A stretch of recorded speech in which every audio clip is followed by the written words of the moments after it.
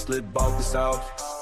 Watch a tone Mercedes Benz lit. This the South is strong. You day kings back to back like about 7. Try to run it, but the dog's too strong. Hard hitting bars like a Grady blitz. Every fact straight fire, every line gon' hit. ATL made me this city's my heart. Step up, talk sports to get torn apart. Home team.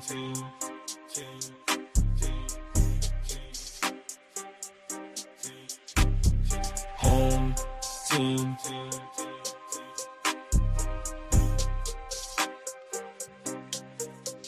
Bears got that chop to the chip with a flex. Hawks in the cut, ice cold like a tag.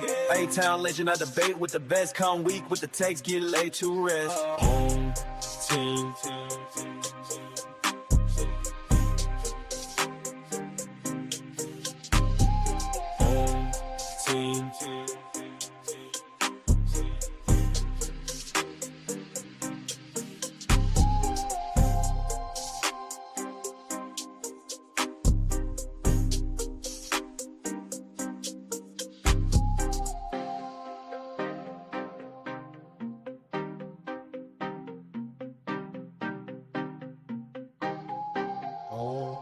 Team,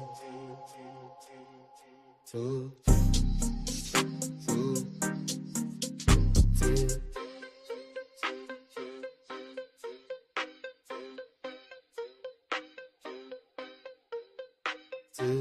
don't speak about the cell, what you tone. Mercedes Benz lit, this the Falcon throne. You gay games, bet the bad like a boss. Sub bun, try to run it, but the dog's too strong. Hard hitting bars like a Grady gets. Every fast straight fire, every line gon' hit. ATM made me, this city's my heart. Step up, talk sports, so you're torn apart. Whole team.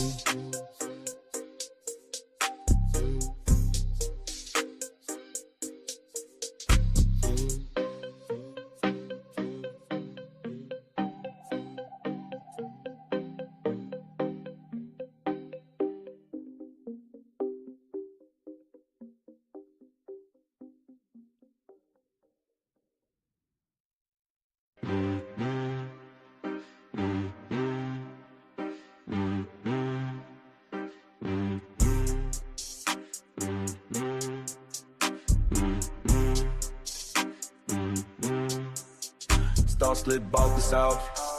Watch a tone Mercedes Benz lit. This the South is strong. You day kings back to back like about 7. Try to run it, but the dog's too strong. Hard hitting bars like a Grady blitz. Every fact straight fire, every line gon' hit. ATL made me this city's my heart. Step up, talk sports to get torn apart. Home team.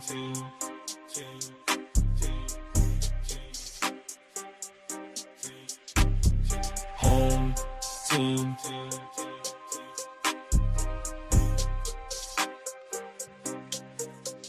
Bears got that chop to the chip with a flex. Hawks in the cut, ice cold like a tag. A-town legend, I debate with the best. Come weak with the text, get laid to rest. Home team.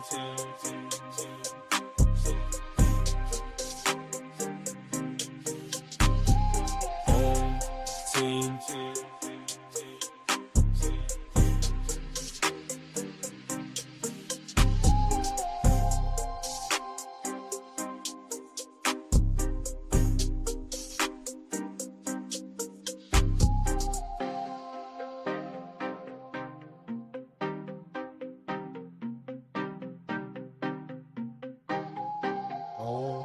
Team, two,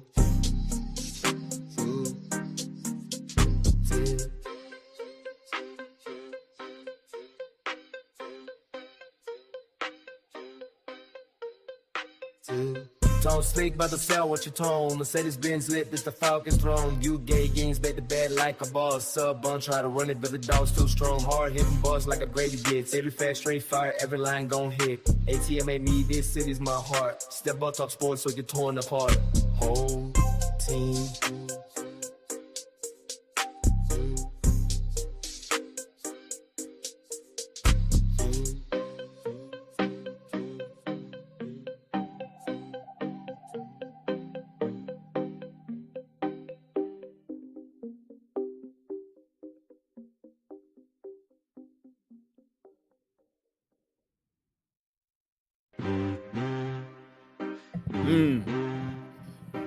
Yeah.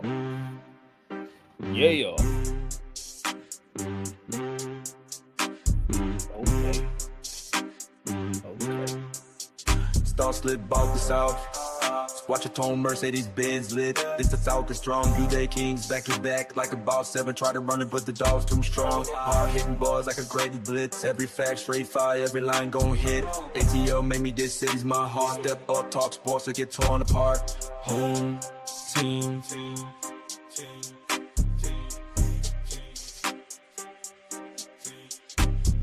Home team.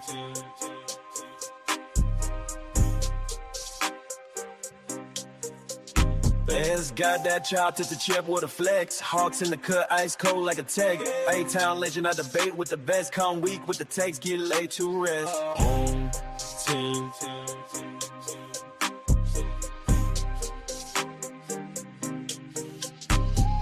Home team.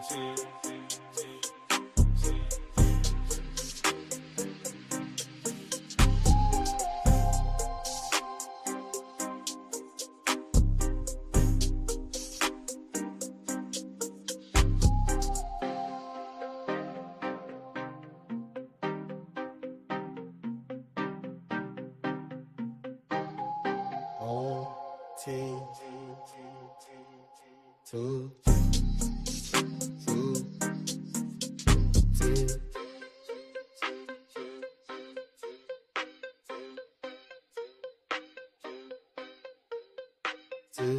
Don't speak about the cell, what you tone. Mercedes Benz lit, this the Falcon's throne. You gay games, bet the bad like a boss. Sub bun, try to run it, but the dog's too strong. Hard hitting boss like a Grady blitz. Every fast straight fire, every line gon' hit. ATM made me, this city's my heart. Step up, talk sports, so you're torn apart. Whole team.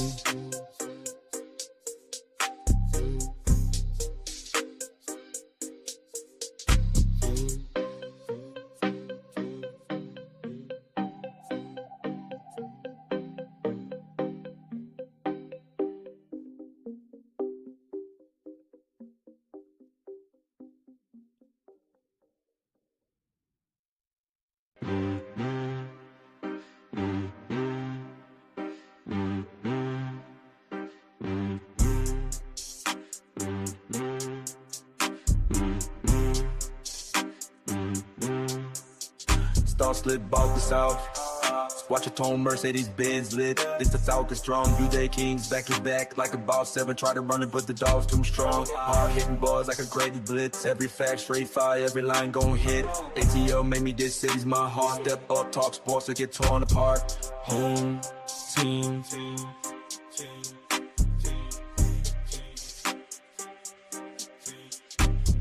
Home team.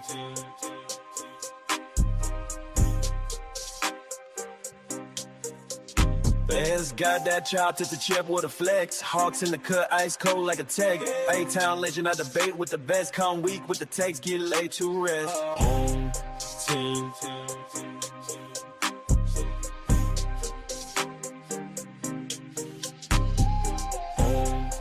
team.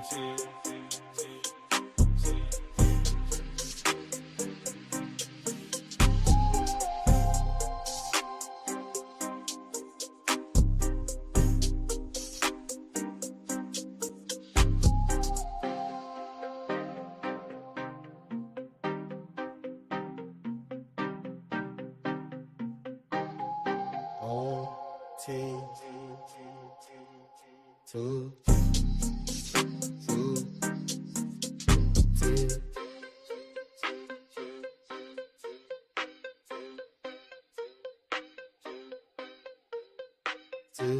Don't speak about the cell, what you tone. Mercedes Benz lit, this the Falcon's throne. You gay games, bet the bad like a boss. Sub bun, try to run it, but the dog's too strong. Hard hitting bars like a Grady blitz. Every fast straight fire, every line gon' hit. ATM made me, this city's my heart. Step up, talk sports, so you're torn apart. Whole team.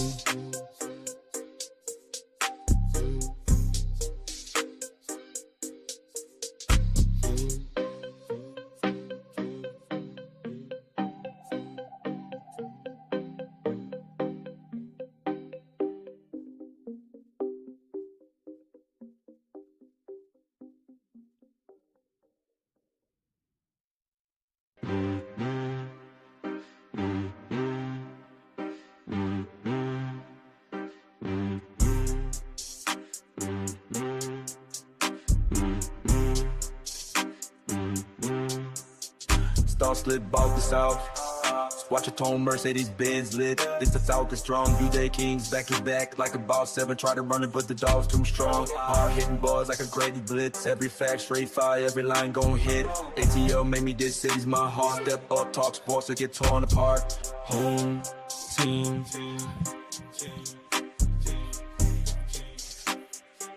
Yes, sir. Home team. Yes, sir.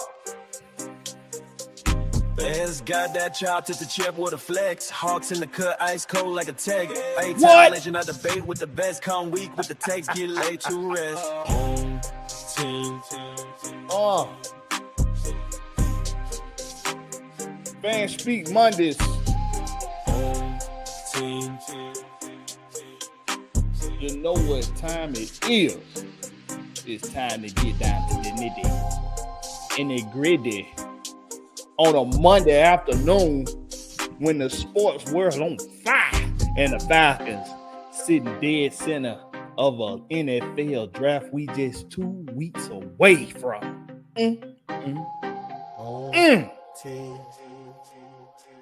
Yeah. Yeah.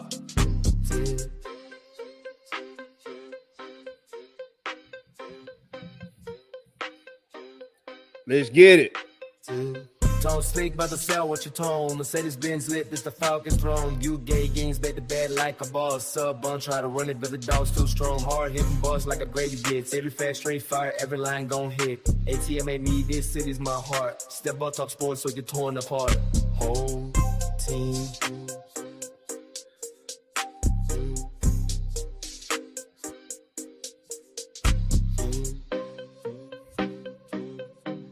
Yes, sir. Yes, sirree, Bob. Welcome to Fan Speak Mondays. Let's fix that. Let's get that fixed. It's Fan Speak Monday. Well, on Mondays, we drop the link. We drop the link on Mondays, and we let the fans interact and react to what's going on in the sports realm.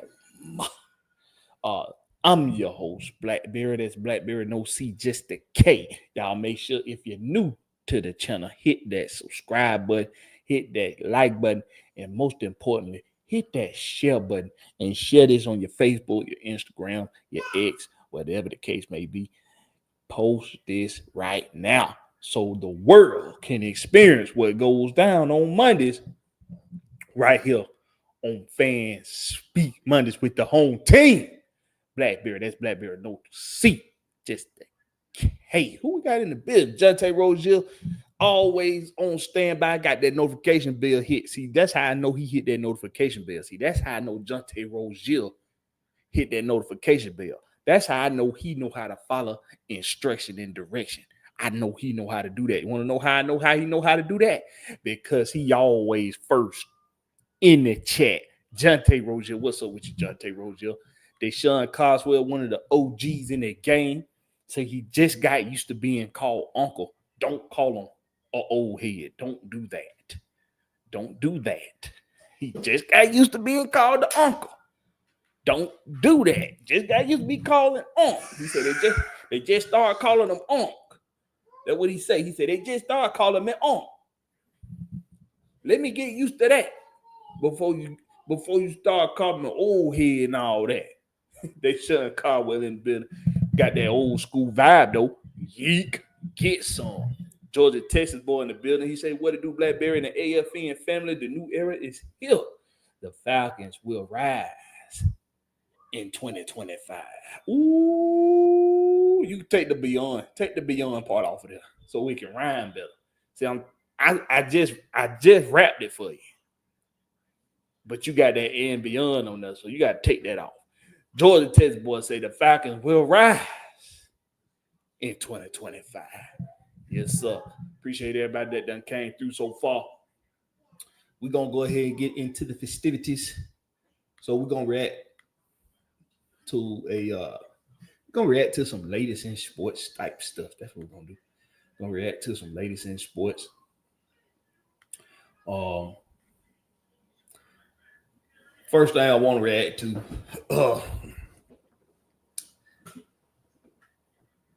this bull jive right here. All right. With Geico, we can easily bundle home and. So we're gonna react to this bull jive right here. Okay. Before we do so, let's put on the background music. Woo. Before I drop the link, we're gonna drop the link. Before I drop the link, all right, let me see. We're gonna react to some videos. We're gonna react to some videos. Okay, let me see. All right, son. Nah, ain't no cut your mess. Ain't no cut your mess over there. Ain't no just cut it out. All right, let me see. Put on some background music because we don't want to get that copyright infringement type thing. You know what I'm saying? I don't want to get that. I'm gonna put on some background. Where is it though? Oh, here it is. All right, let's get to it. So I want to react to this bull jive.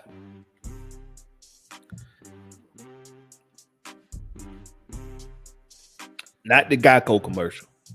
What we reacting to. Bucks, the four-time defending NFC South champions, they can't leave the draft without what, Chris? Well, when you look at the Bucks, Mike, I mean, you look at their team right now. There's not a lot of desperate needs here. I don't look at it like in a lot of areas. Maybe a receiver for the future because Chris Godwin and Mike Evans. I think that's the first thing. O-line is one of the best in football. Tight end, and they're really good there. But let's go back. Listen to this fuck shit. Desperate needs here. Bucks, Mike. I mean, you look at their team right now. There's not a lot of desperate needs here. All right, so this some bitch just say that the Bucks ain't got a whole lot of different needs. Hold on one second. I just want to do some research. Gonna research that dumb shit. Let's see. Tampa Bay Buccaneers defense. Let's do it. 2024. Oh, wait a minute. Come on now. Come on with the budge eye.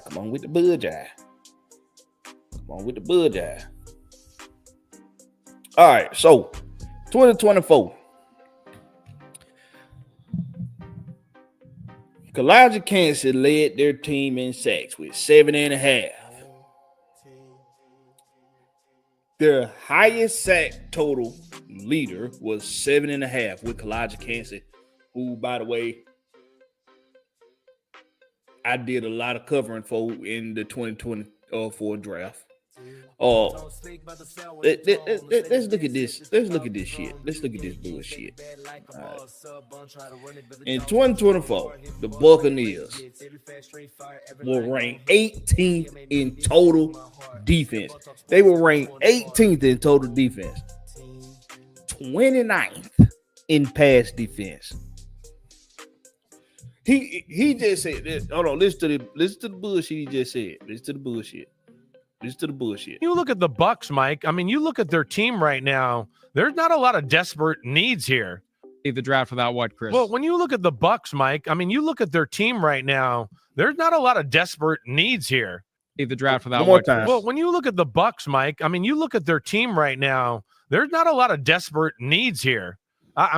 Leave the draft without what, Chris? Well, when you look at the Bucks, Mike, I mean, you look at their team right now. There's not a lot of desperate needs here. Okay, so 29th in pass defense, but there's not a desperate need there. There's only 32 teams in the NFL, and they're 29th. There's only 3 other teams that were worse than them in pass defense, but there's no desperate needs on the defensive side of the ball. That was ranked 18th in total defense only because their rush defense was actually very good. They were 4th in the NFL in rush defense. If not for that, hold on, where music go? If not for that, no, I didn't have the shit on recycle. Hold on, gotta put this shit on recycle.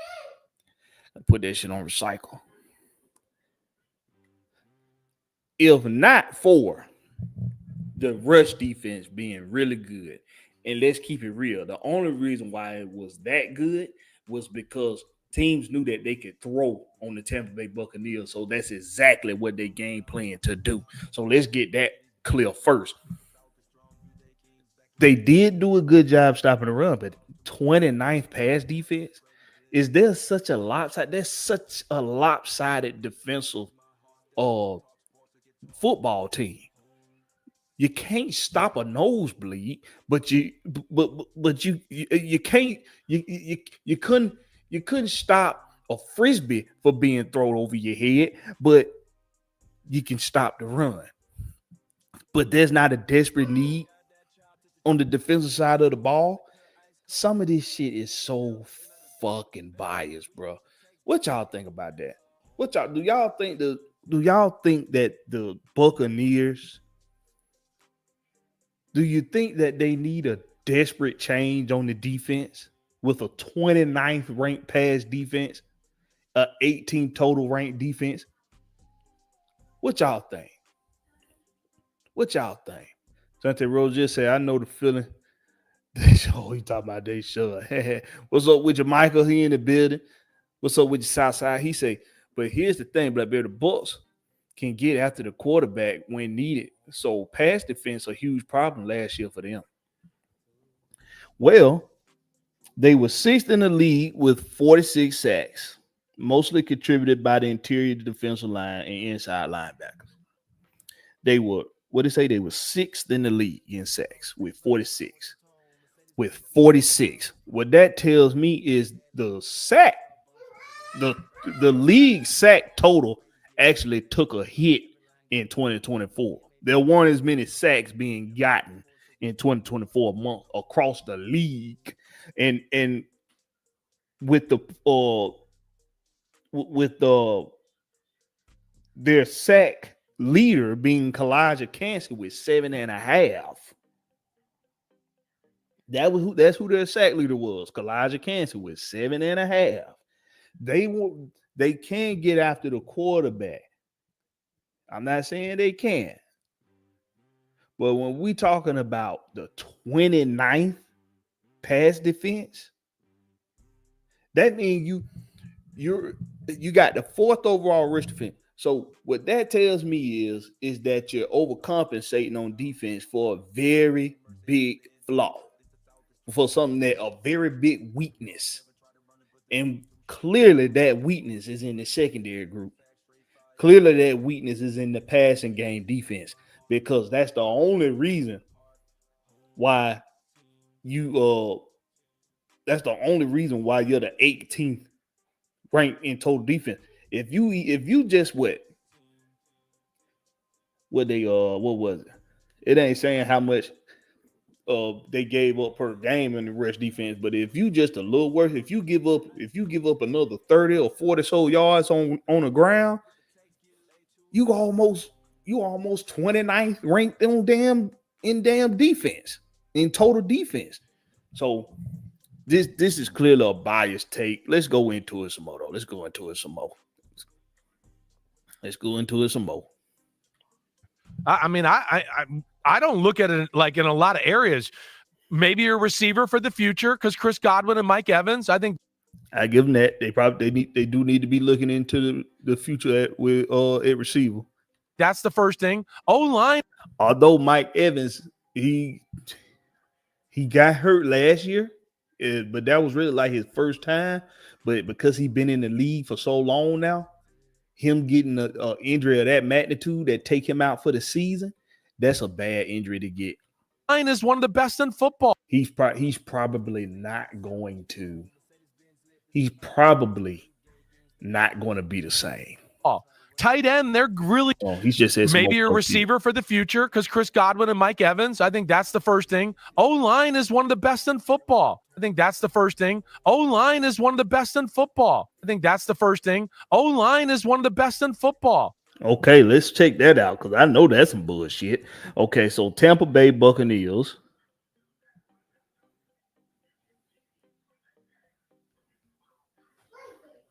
Tampa Bay Buccaneers offense. I know that's some bullshit.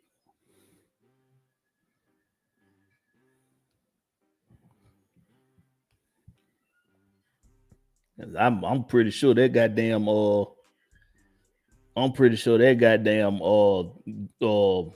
Baker Mayfield was running for his life a lot. He had to extend a lot of plays. Goddamn. Tampa Bay Buccaneers offense. Come on, goddamn it. And then now this shit want to act crazy. Now this shit want to be stupid. Now this shit want to be fucking stupid.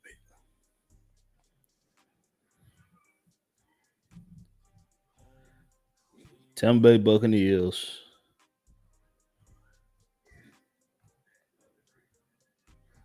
Pressure allowed. We gonna get down to the nitty gritty with this bullshit. In the 2024 NFL season, the Tampa Bay Buccaneers allowed a high amount of pressure, but also showed a significant increase in pressure generated. So they were able to generate pressure on the quarterback on defense, but Baker Mayfield was under duress a whole hell of a fucking lot. Let me see. I don't care about what they. I don't. That ain't what I care about. I don't care about what the defense did. I'm talking about the offense. How much pressure did the offense give up?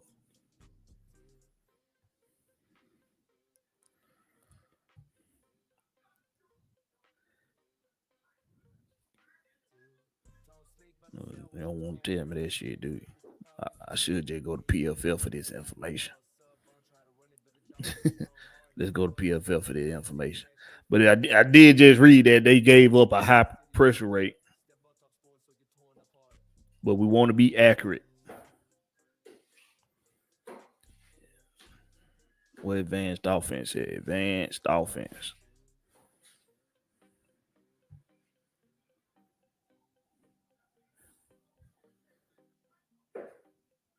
Oh, yeah.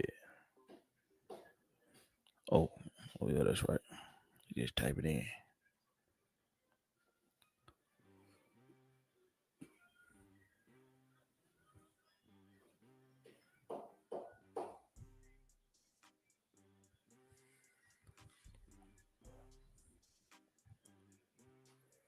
Make sure I ain't got nobody waiting in the back. Like Big Will or somebody. Nope.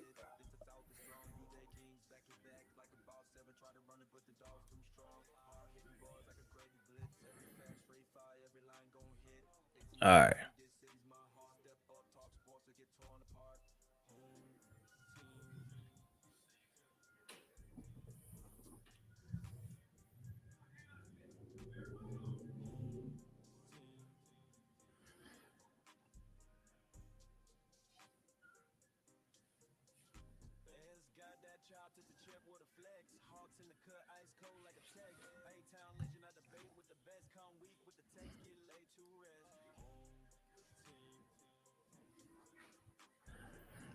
All right. So the Tampa Bay Buccaneers had a pressure rate of 35.8%. During 20, this rate is considered high. Place number came. Okay. All right. So they allowed 35.8% pressure, which is considered high in the league. But listen to what this some bitch just said now. Listen to what he just said. Chris Godwin and Mike Evans. I think that's the first thing. O-line is one of the best in football. Tight end, they're future because Chris Godwin and Mike Evans. I think that's the first thing. O-line is one of the best in football. Future because Chris Godwin and Mike Evans. I think that's the first thing. O-line is one of the best in football. If you're giving up a high pressure rate of 35.8%, how is your offensive line one of the best in football? How? Y'all want to compare? Let's compare. So that we making sure we not having a biased take.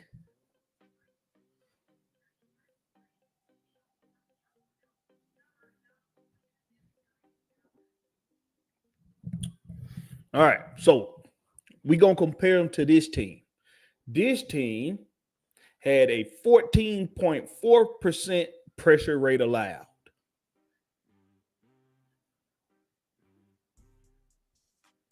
Which is the second best in football last year.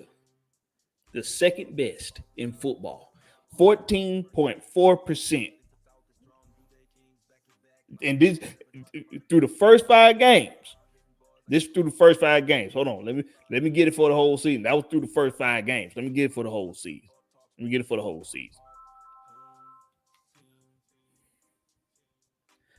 Let's see.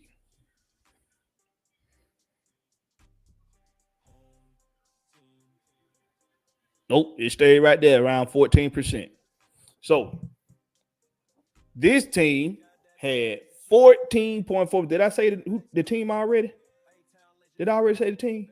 I probably already said the team. It's the Falcons. The Falcons only allowed 14% pressure or percentage allowed in 2024. Only second to, oddly enough, the Carolina Panthers. How in this? Well, y'all, let's do it again. Let's do something again. Let's do them again. Mike Evans, I think that's the first thing. O-line is one of the best in football. I think that's the first thing. O-line is one of the best in football. How, Sway? How, Sway? How? What y'all think about that? Is the Tampa Bay Buccaneers? Do you? First of all, let me ask everybody this: do you think that there's a bias now in the NFC South amongst the media? It's something they gonna say. It's something else they gonna say later on in this clip. It's something else they gonna say later on in this clip, and it's gonna show you that there's a clear bias. It's something else that's in there. Southside said them trading Carlton Davis to the Lions hurt their pass defense last year, so it's most likely they'll take a cornerback in the first or second round. Deshaun say if they stop dancing on the field, they might have a better pass defense. Dante Rogers say Bucs run game was ass last year. Southside said, "Whoa! I just realized Blakberry. Why the hell are you listening to these two non-football happy goose? People rarely listen to Florio and Chris Sims because it's an example that these dudes are on a global platform.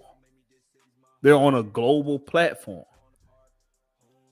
They literally get paid to sit here in these seats and tell the sports world about sports, to give takes about what they see on the football field.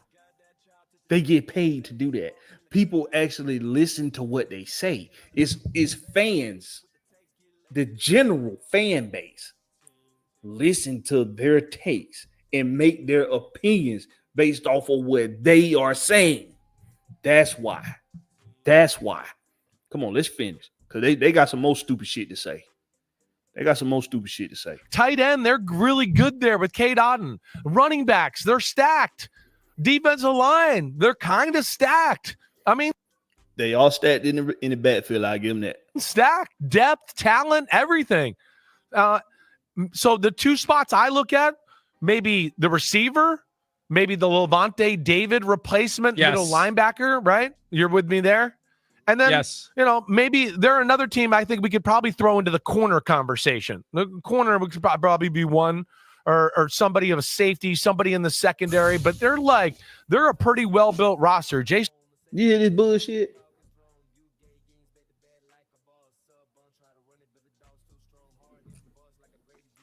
'29th ranked pass defense. And they maybe need a corner. They maybe need a safety. Light's done a good job there, and it's hard to look at one spot and go, oh, yeah, they definitely need a refresh right here. They added Hassan Reddick in free agency on a one. So check this out now.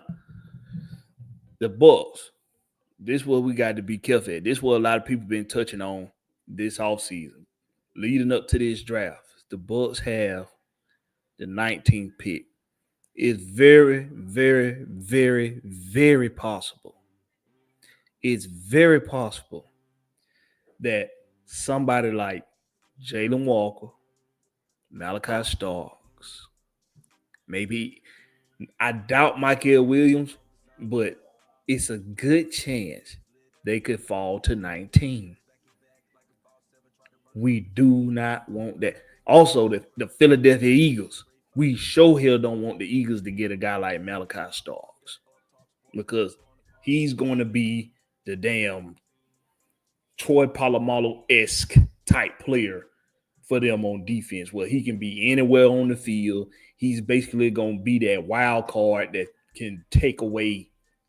He could you could plug him in at safety, at nickel, or whatever. You could the dude can be moved around. You can move him around here. You can play him on outside linebacker. You can move him around so much. We don't want that guy to be somebody that wreaks havoc against the Falcons for the next 4-5 years. We do not want that. What the fuck else these bitches talking about? 1-year deal. They have the door open for Shaq Barrett. I wonder whether or not they'd be looking to upgrade if they get the right opportunity on the edge. But I'm with you. Levante David has been there forever. What an amazing story. Also, they got that 53rd pick, which is somewhere around where Jack Sawyer is being projected to go. At a position that entails so much physical. They got Kalijah Kancey. They got Kalijah Kancey on me last year. They tend to go for guys they hear Blakberry talk about. He just keeps going and going. At some point, he's not going to be there. If you would have told me, 5 years ago, like Devin White seemed to be an emerging star, top 5 pick. Everything was trending in the right direction. Right. And Levante David, it felt like he was going to be phased out. And David's still there. And White, he's now with the Raiders, but he's bounced around to several different teams. Something happened. It didn't. It's crazy how they talking about the linebacker group, and the linebacker group is one of their strongest units on the defense. That just don't make no sense. Like, how could you possibly be having takes right now about the linebacker group for Tampa and not the secondary unit, who got their asses obliterated all season long in 2024? It didn't click for him. No, it didn't. It's still clicking for Levante David. So linebacker and receiver, we're looking just for the future, right, with them? Well, they definitely, yes. I mean, what a position to be in where you're not drafting for any needs. These are all once again, dumbass takes for the whole world to see. Luxury, future, foundational guys who will become the next wave of Tampa Bay Buccaneers. And what's amazing is they continue to be overlooked. They continue to be disregarded. This is why I'm starting to think that Sims and Furful, or whatever the fuck his name is. This is why I'm starting to think these two, they don't really do any real journalism. They couldn't possibly do real journalism. Like, whatever the hell Chris Sims looking at right now, he must be looking at a damn menu for lunch or something, because he sure hell ain't looking at no stat sheets. He sure hell ain't looking at no film. He sure hell ain't looking at no recruit tape. Whatever it is these dudes do for their job, it do not involve real journalism. It couldn't possibly. I'm not a journalist, sports journalist or regular journalist, tabloid journalist, or whatever the fuck journalist. I'm none of that, and I've done better homework than these two some bitches. As a serious threat in the NFC. And they're hanging around. They've shown consistency that no one else has. 4 straight division titles, and before that, they won the Super Bowl as a wild card. They've been in it every year for 5 years. There isn't a team in the NFC that's been in it every year for the last 5 years. Is there? No. Am I missing?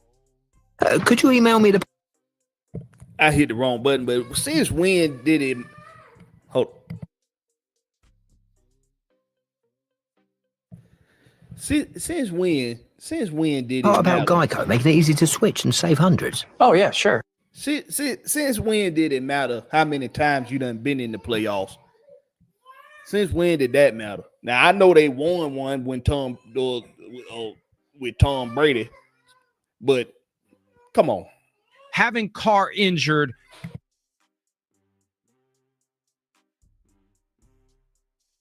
the Bucks, the 4-time defending NFC South.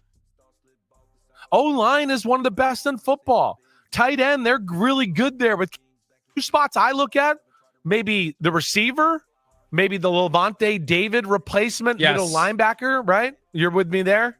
And then, maybe they're another team I think we could probably throw into the corner conversation. The corner could probably be one, or somebody of a safety, somebody in the secondary, but they're a pretty well. They added Hassan Reddick in for it. I wonder if they get the. What an amazing story. Physicality. He just keeps going and going. At some point, he's not going to be there. If you would have told me, 5 years ago, like Devin White seemed to be an emerging star, top 5 pick. Everything was trending in the right direction. Right. And Levante David, it felt like he was going to be phased out, and David's still there. And Levante David and Devin White was still considered the best linebacker duo. When Devin White got traded, it was a shock to everybody, including Tampa Bay fans. These two dudes full of shit. White, he's now with the Raiders, but he's bounced around to several different teams. Something happened. It didn't click for him. No, it didn't. It's still clicking for Levante David. So linebacker and receiver, we're looking just for the future, right, with them? Well, they definitely, yes. I mean, what a position to be in where you're not drafting for any needs. These are all luxury, future, foundational guys who will become the next wave of Tampa Bay Buccaneers. And what's amazing is they continue to be overlooked. They continue to be disregarded as a serious threat in the NFC. And they're hanging around. Home team. Is anybody overlooking the Buccaneers? Be real with yourselves. Do you think the Bucs get overlooked?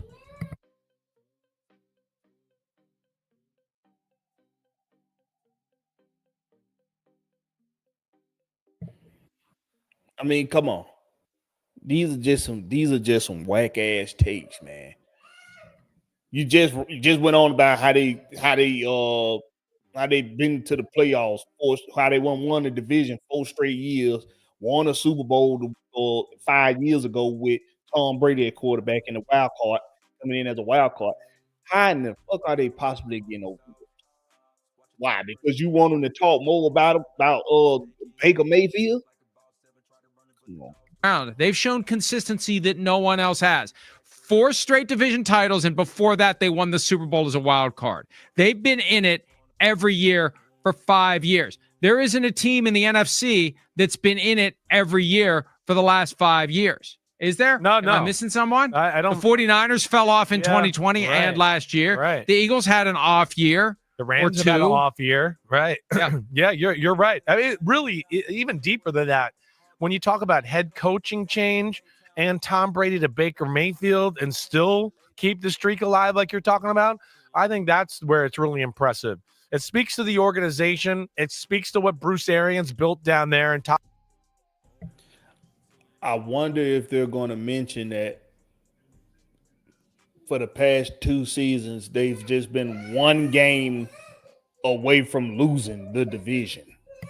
Todd Bowles could take over. The ownership down there, they let the football people be football people. And Jason Light has proven that he's, between Arizona to here now, he's clearly one of the best GMs in football. There's no question about that. Think about the distractions they've had. Just flowing from Brady. Right. Retires. Oh, this finna be rich. The distractions. Oh, I can't wait to hear this one. Right. Unretires. Then Arians is out, coincidentally, just a few weeks after Tom Brady unretired. Then Arians retires. Right. Unretires. Then no question about that. Think about the distractions they've had. Just flowing from Brady. Right. Retires. Right. Unretires. Then Arians is out, coincidentally, just a few weeks after Tom Brady unretires. Then going to Miami. 2022 season, there was that whole mess. And all that. So players retiring are distractions now. Okay.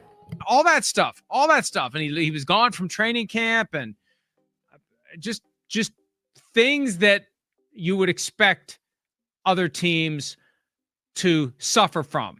And the He's trying to find his words because he know what's coming out his mouth is bullshit. Buccaneers just keep finding ways to thrive. Hi, it's Mike Florio. Thanks for watching PFT on YouTube. Yeah, these dudes, these dudes full of shit, man. These dudes.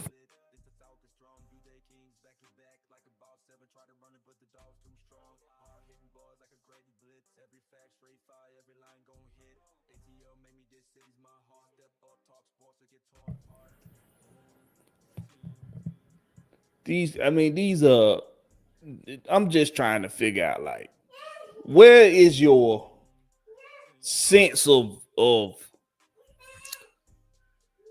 where's your sense of morale when it come down to some of these quote unquote professional analysts or professional critics of the NFL? I just fact checked about 3 or 4 things in that one little video that they did, that one little clip of, like, really? All it takes this the power of this. No disrespect to anybody that go to school to be a journalist, to be a sports journalist, or any journalist for that matter. No disrespect. But this right here gives me a whole lot of damn experience in journalism. Fact checking. Doing my due diligence to go find the information I need to support a take I'm about to have. How hard is that? What's up with your Relic 1090? What's up with you?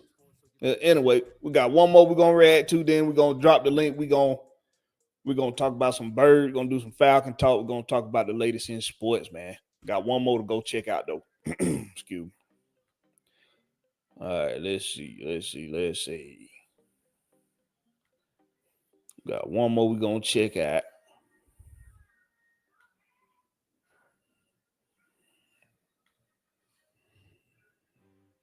All right, let's see. Where is it? All right, Abdul Carter.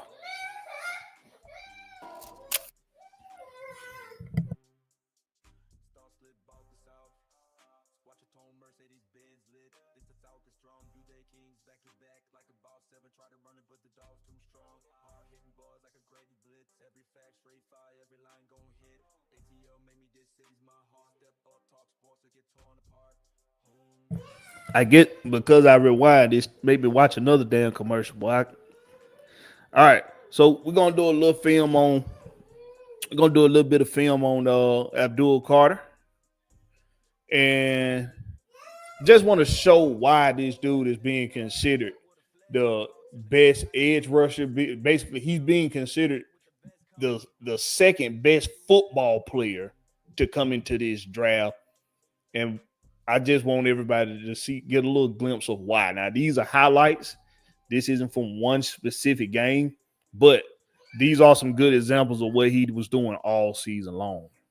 All right, so first we're going to locate him. This him right here, standing up on the edge. This him right here in a 3-tech, standing up on the edge. The reason why this is – hold on, wait. The reason why this is a 3-tech is because of the position that he's in on the off of the offensive line, off of the center. He's at the 3-tech position. All right, let's watch it. All right. So, first thing I want you to see his head. Want you to see his head. He's watching this play. This is an option. Right now, it just looked like a straight option play, a jet sweep option.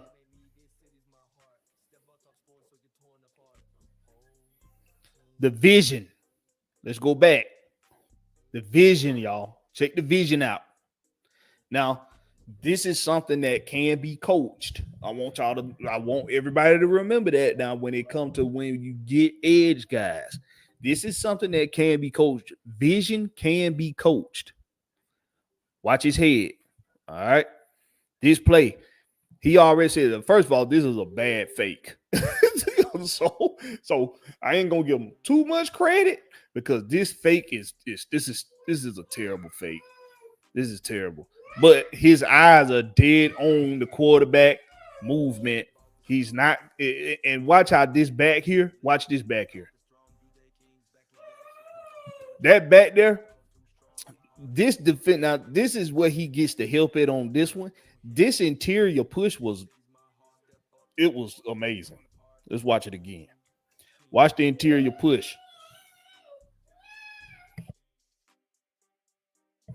This back, he's going to miss this block. He shouldn't miss this block. He should not miss it.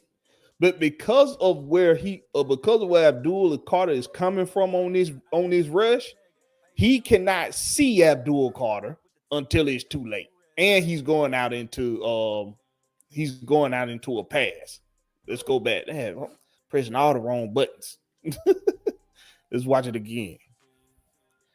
Abdul Carter. There's the snap. Look at the vision. Check out the vision. This center is getting his ass blowed the fuck up into the backfield, which causes this back to miss the chip that he needs to do on Abdul Carter. If he chips Abdul Carter just a little bit, this back can get out here in this flat. He can get out here in this flat, and he can catch this pass from this quarterback. But watch what happens. All because of that interior pressure. This was a well-designed play and a terrible job executed by the backfield on offense.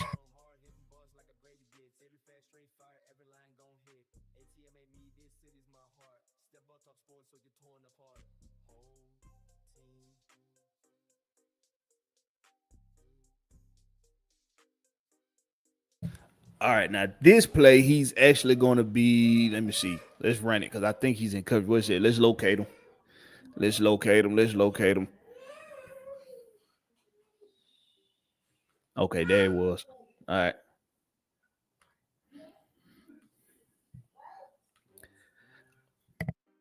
All right.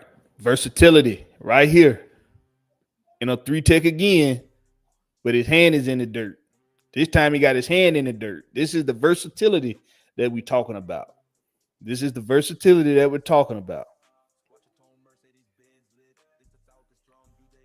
Now, this slash inside. Now, this is a well-designed stunt right here by him and Big 91 right here. This is a well-designed stunt by them.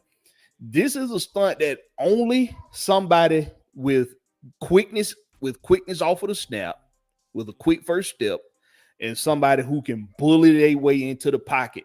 This is only something that a guy that of these two guys' skill set can perform and execute properly. Because you push the pocket, you push in the pocket, you perform the stunt.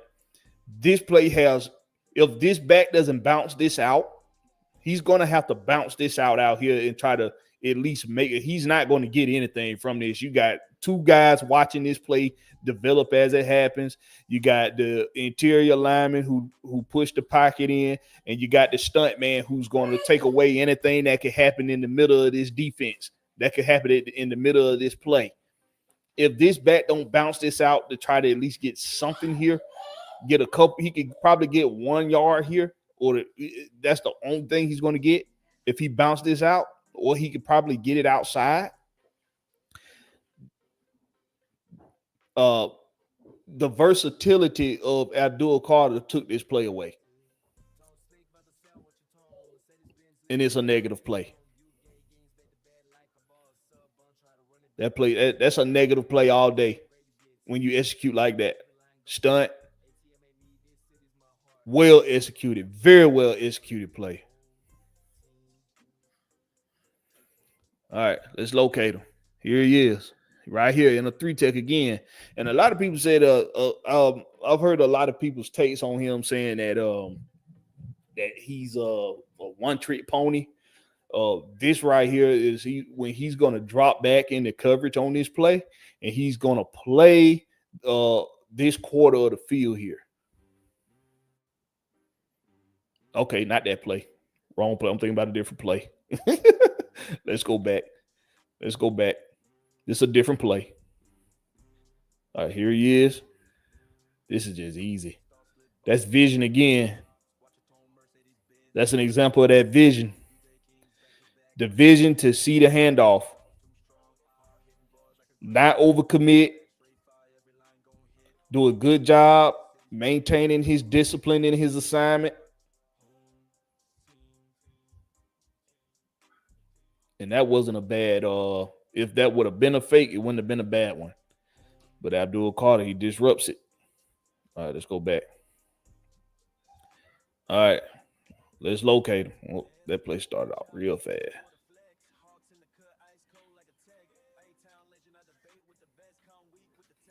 All right, let's locate him. Where he at? I think this him over here. I think he over here. Look at the bend, y'all. Look at the bend. Only guys with good athleticism on the edge can make a bend like that. Look at that bend. The ability to bend. He doesn't even really do a true rip. He's not really even ripping here. It's just him just getting up underneath the tackle and bending. Watch it again. Under the tackle. Bend. He's there. This is how many yards is this off of the snap? How many yards this was off the snap?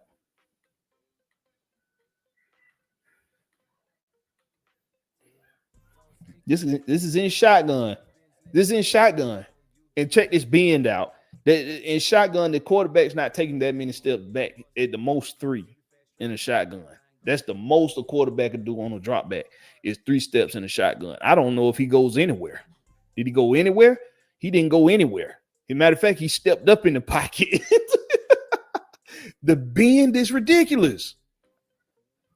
This is why this guy is being sought out as the best edge in the draft. Outside. You outside in garage. You just had the bend. This is sick. Now, I don't do a whole lot of homework on quarterbacks, but I would like to think that a coach would tell this quarterback, after you perform this fake, the ball has to get out your hands.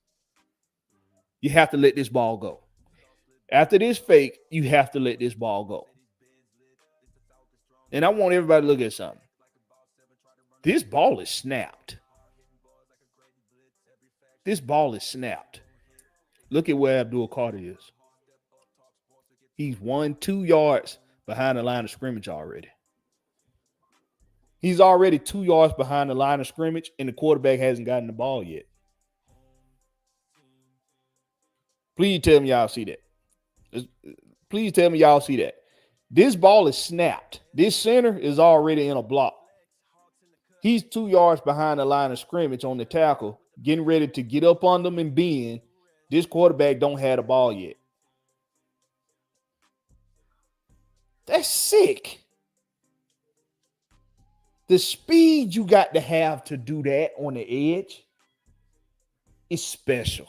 That special first step, that special speed, that special bend, that special athleticism, man. That's special.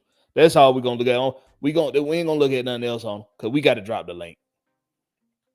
We got to drop the link.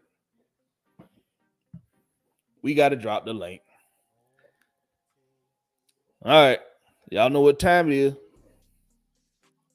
You can come in, talk your Cad Money shit. Make it do what it do. Peace. Let's do it. Let's get it. Because we do got a topic. We do got another topic.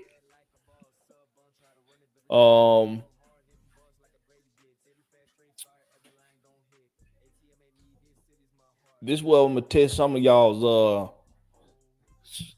sporticular fortitude. Just made up a word. Yes. Oh, you are. You sorry? Huh? For being a noise box?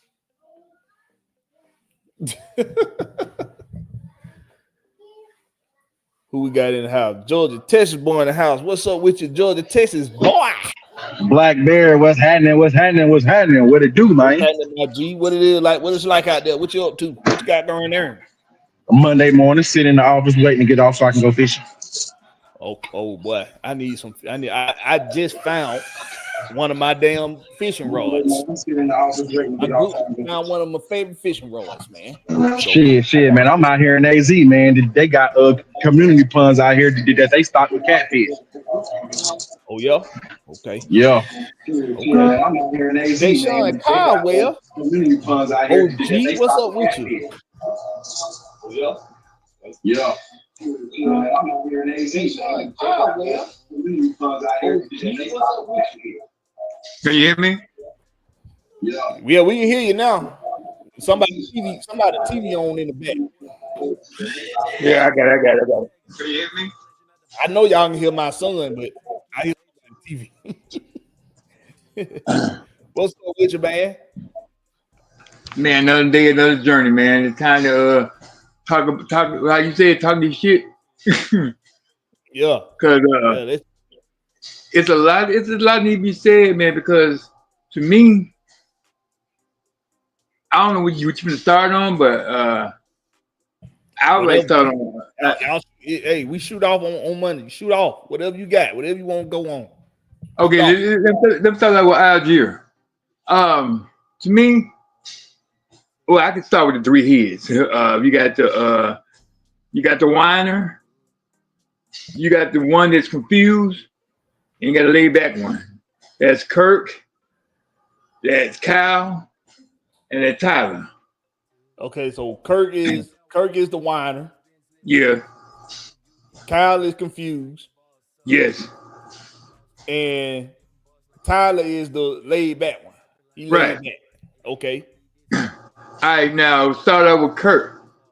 I told you the last time about the wife and everything. I even told Mike about it. Mike and K Style. I told them about that, and they said that was a good figure too because they didn't think about it like that. They didn't know. I asked them a question: had there been any other quarterback wife been interviewed by themselves? And they said no. And I looked at where no. She was on the Rise Up Tonight by herself, interviewing, talking about how happy the family was, how she glad Kirk and everything. All that right there was telling me, okay, I'm happy I'm at home. Kirk don't mess up. And soon as he got hurt, like I told Mike and him, she said, don't tell him you hurt. Because the rumor around the league around the locker room, that Penix was looking better than Kirk. And she heard it. So she like, no, you better get back out there, I don't care. And then when he finally sat down and they said he's gonna be back up, ain't too many women want to have a backup quarterback as a husband. And they don't look good around the family. They're like, you tell your dad, like, yeah, my husband play football, but he's on the bench. Okay. I mean, I think if the father-in-law looked at that paycheck, he probably wouldn't mind. Yeah. Yeah, you look at it. Highest paid backup quarterback in the history of the NFL. Highest paid quarterback in one of the highest paid quarterbacks in the league, and you sitting on the bench. But impressive, young fella. Would you like to marry my daughter again? But with a woman, it's her ego. It don't matter because women had those side coaches, her friends. That's right. They always mess up a relationship. Yeah. And they probably like, girl, I don't care how money he is, you still gonna look bad. Your husband, every time you watch the game, he's gonna be on the bench. with that damn helmet on. Well, I'm gonna tell you, I don't think this is wife driven. I don't think this is something that he's taken on inspired by his wife to, want to pursue another starting job somewhere.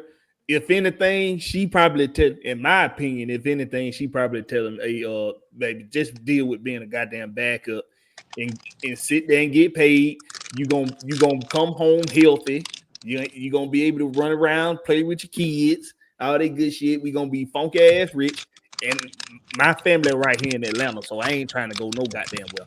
So I think she would be encouraging him to stay put rather than try to find a starting job somewhere. Yeah, you probably right because he did tell everybody that he want to retire a Falcon. So in order to retire a Falcon, you got to sit your butt on the bench. You got to sit on the bench. I'm gonna be honest. So with you, King Rich, I don't think that really had nothing to do with his wife per se. As far as being in Atlanta, I do.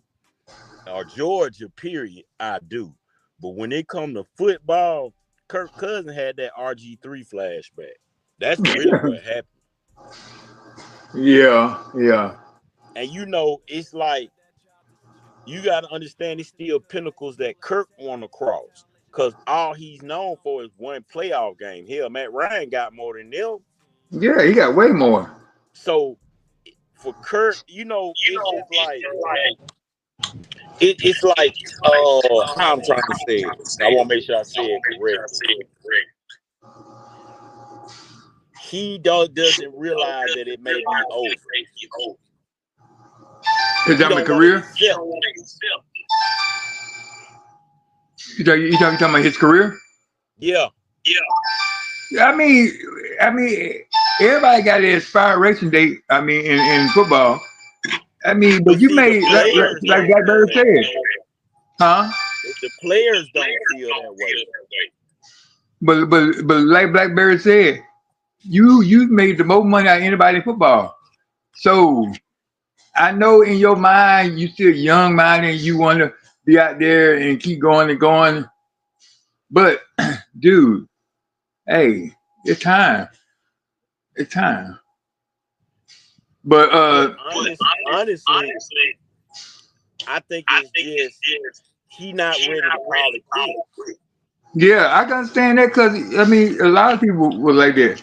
I don't think Matt wanted to do it either, but Matt knew it was time. I mean, especially when he went to Indiana, he knew it was time. The minute time he got beat in the head. But let me get to the next guy, Kyle. I'll tell you, this was my problem with Kyle. He had 6 quarterbacks and 2 different coordinators. Kyle's, I think he like he said, he grew up in the suburbs. I'm a suburban kid too. And when you used to get stuff your way, and then when you don't get it on a consistency, you pout. You have a fit. A lot of time I see him out there when he don't get the ball, he having a fit out there. That's why he's slow down. Somebody got an echo too. Yeah, I think he have a fit. I mean, I think because look, when he said, "This is only my job," well, he said, "This is only my job. I only work here."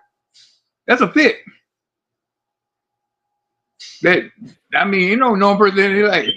One can say that is a bit of a hissy fit, a little bit. Yeah. Because when he talked to Cam the other day, and Cam said, "Well, you from Philly?" And he said, "No. I'm from the suburbs." He quickly said that. He ain't want that grind on him. Right. Like, you don't want that image put on him like you ought to be tough because you got hood in you, so you ought to be tough. And then another thing, last year when he saw with his dad, what they were doing, they were playing golf. Yeah. So that thing with him, I mean, I mean, that's why I pinned it from the side. You're like, okay, I understand. I see where he is. He a little hit a bit. I'm gonna pull to the side and talk to him. Cause, bro, you about to go. Yeah. And he hit the pitch. We all see it. So let me ask you this. Oh, Deshaun, you got more than one window open? You might have more than one window open. You think so? Me? Huh? Yeah, Deshaun, you got. I think you got an extra window open or something. You got an echo. Let me see. Hold on. Yeah, because when I mute you, it go away. Yeah. Okay, can you? Is it gone now? Nope. Hey, try going out and come back in. Okay. Make sure you don't got no extra windows open. All right. You gotta go. And Jordan, Texas boy, what we talking about, man? Man, you know it, man. 10 days away from the draft. About to have a new Dirty Bird next week. Talk about it. What you? It just me, man. Speak on with it. I don't know what it is about Mike Green, man, but part of me, I keep getting Jamal Anderson, man. I don't know why, but for the last couple weeks, when I think of Mike Green, Jamal Anderson keep popping in my head.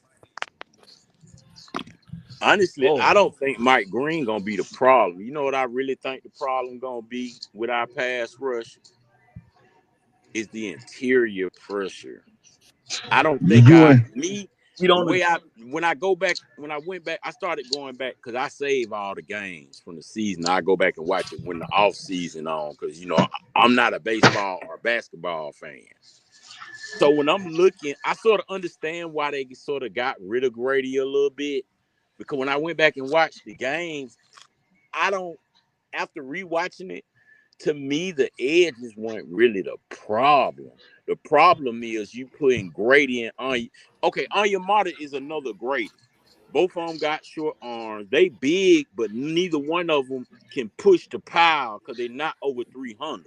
They're not pocket pushers. That's right. Because every time Goldman went in there, next to Grady or Onyemata, they pushing had the pocket. Hand every time. And like that's what I've been saying because King Richie, I agree with you. Every time we come on the show together, me and you both say Grant and Harmon. Every time. There is no reason why we are not replacing Eddie Goldman with Derek Harmon or Kenneth Grant. Yeah, and don't get me wrong, I understand that defensive tackle is deep. But why not go get a first round guy at 15? That's what I'm saying.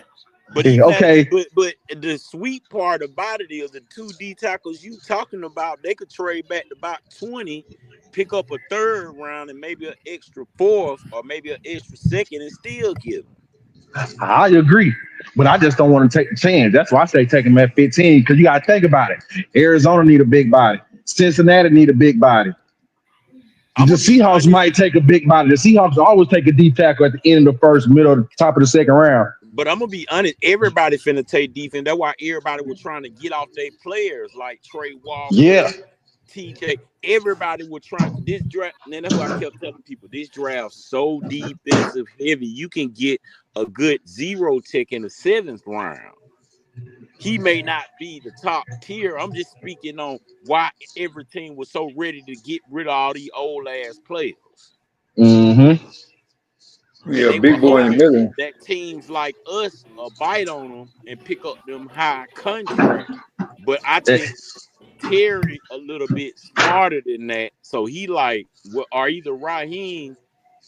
I think it's more so Ulbrich, me, myself, because it's hard to go from a Quinyon Mitchell and that front four that he had to say, oh, I'm satisfied with David Onyemata. But yeah, and that's why I also say that David Onyemata could be a June 1st cut because when you look at who we got last year, Root replaces Onyemata, Dorless replaces Grady, Logue replaces Goldman, but Logue is gone, so we got to get somebody to replace Goldman. And if we going back to a 4-3 defense, then that's double duty for Dorless because Dorless can play a strong defensive end 5 tech. Why can't Okay, Jake? But if you go and get a okay. Harmon, Harmon play 3-4 and 4-3.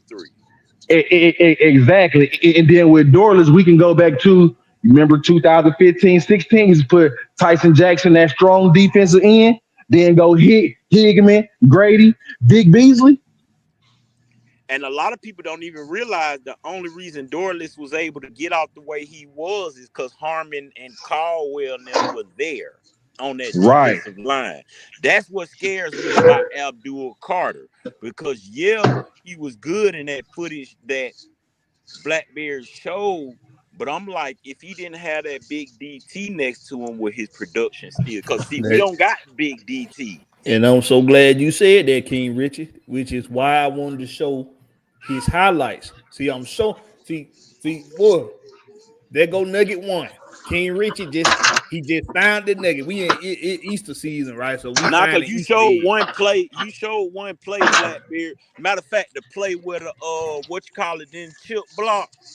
If you look at that back play, chip block, the defensive tackle had already bolded the pocket. Like you said, he was already in the backfield. Exactly. And I'm glad you caught that. See that I do everything I do got a reason behind it.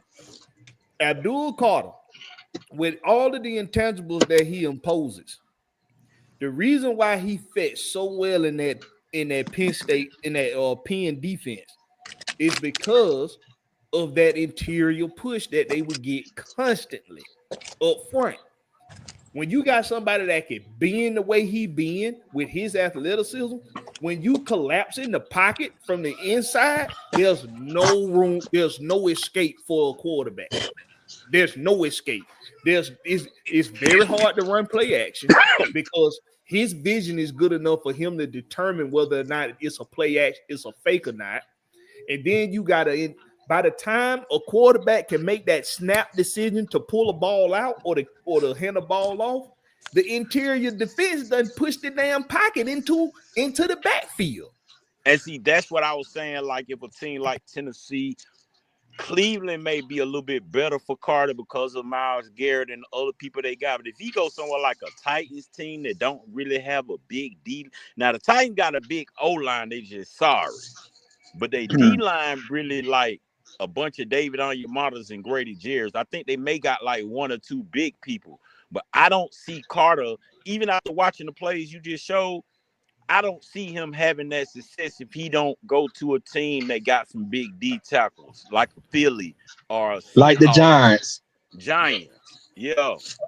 Who was that said something about Mike Green a minute ago? Who was that about said when they see Mike Green, they see Jamal Anderson? Who just said that?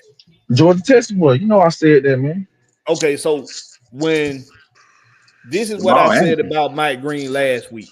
He say he get a Jamal Anderson vibe when he look at Mike Green. That's what he said. What? But check this out. This what I'm gonna tell you where I feel him on this. Because I sort of do too. I ain't gonna count. Mike, first of all, he light in the ass, Mike Green. Second of all, he just what people are seeing now. What people are seeing now is what Marshall fans seen all season long, right? The difference is we're seeing what Marshall fans seen all season long. We didn't pay that much attention to Marshall because Marshall don't play no goddamn body. But when they did play somebody, he did perform well. So, but who was the DT next to him? That exactly. With that being said, and this is why I said this last week. If we get a Mike Green in that first round, we better for sure at 46 be getting an interior lineman that can push the pocket. Somebody like Deion Walker out of Kentucky. You better be getting somebody like that in that second round to go along with Mike Green. Because you know the only big D tackle we got on the Falcons is LaKale London. Because remember, they put him on injured reserves because he like 330 now. They wanted him to pick up weight. So Terry hid him on the roster, on the injured roster. Well, let me ask a question. Why can't we to replace Goldman? Why can't we lose that? Because they ain't smart enough to do it, and I don't really see them doing it. I ain't gonna say it. I think is this: we don't know.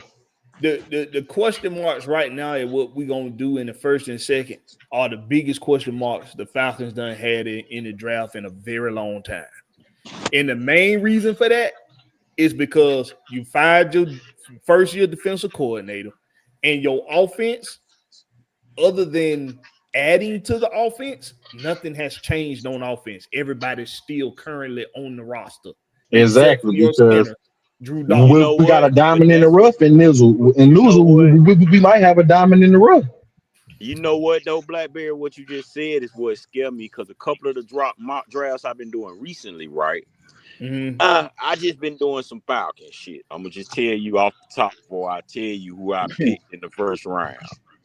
When we trade back, most of they defensive players that they scouting come off the table, but guess who don't come off the table? If Terry go BPA, and it scares the shit out Who of me. that? Who that? That wide receiver out of Ohio, Going? Ooh, no, Mekabuka. Mbuku, or however you say his name, Oh, yeah. 6'1", 220 something pounds. But see, I feel like we wait till the seventh round. We can get all that in Harrigan Smith. I keep Nah, telling y'all. I keep I'm telling just y'all saying the that 15 that's what round. scared me because I can see them going wide receiver if they trade back and everybody off the board. Because I'm gonna be honest, the team I don't think Tennessee finna pick up a quarterback, and I'm gonna just tell you why. Because what a lot of people don't know is, I'm gonna be honest. People think Will Levis sorry because he ain't got no O line, and they don't realize he don't got. I watched him play in Kentucky because my cousin played defense in Kentucky, Charles Dodson. And one thing I would tell you about Levis, if you give that boy an offensive line, he could be dangerous. So I could see Tennessee going like a Jared Wilson off the real. I don't really see them going. Now, they may do, but I'm just saying, like, I could see the draft reworking itself. I really could. Cleveland may not go quarterback like they saying. New York just picked up 2 quarterbacks because, matter of fact, Shador just did an interview with the Steelers, so he may drop all the way down. You see what you see? Because this draft so defensive heavy, why not take the best defensive players off the board off the rip, and I then think they're we'll going to figure move in out the everything else. Or with this being a defensive heavy draft, why not try to trade up and teams try to get the best offensive player left on the board, whether it's a lineman, receiver, or running back? See, Because that's I what I'm already thinking think, Terry yeah, thinking. Because think about it. Every year it was defensive heavy is why we picked offense. Bijan, man, if the draft before the last was offensive heavy, Bijan, because y'all see what a lot of people don't know, Philly really wanted Bijan. Saquon Barkley is their blessing. They didn't even want Jalen Carter. If you go back and look at that draft, when our pick came up, they showed Jalen Carter checking his phone. When our pick come up, everybody was sure we was going to get Jalen Carter. What we went and did, got Bijan Robinson. That's who Philly really wanted. Philly didn't even want Jalen Carter. Just to be honest with you, they wanted to put a running back. It was already spoken. And I feel like that's why Arthur Smith took him, because Philly was already going to take him. He wasn't going to last long. So now the way I'm looking at it, if everybody picked defense, I can just see us going wide receiver and BPA. If put it like this, if everybody that they want is off the board, that's basically what I'm saying. I say defensive tackle or center. Oh, now normally, yeah, but I'm just thinking like, I'm just looking at our drafts from previous histories. And I'm looking at the way the mocks that's falling now weren't falling like that when I first started mock drafting about a month ago. Most of them defensive players we talking about, Mike Green, Jalen Ward, all them motherfuckers off the board by the time we pick at 15. Lately, I'm going to be honest, about the last 2 or 3 days, all of them been off the board. Even that one I don't like out of A&M, he been off the board. The project guy, Shamar. Oh, Let me tell you why this is. The league been talking, okay?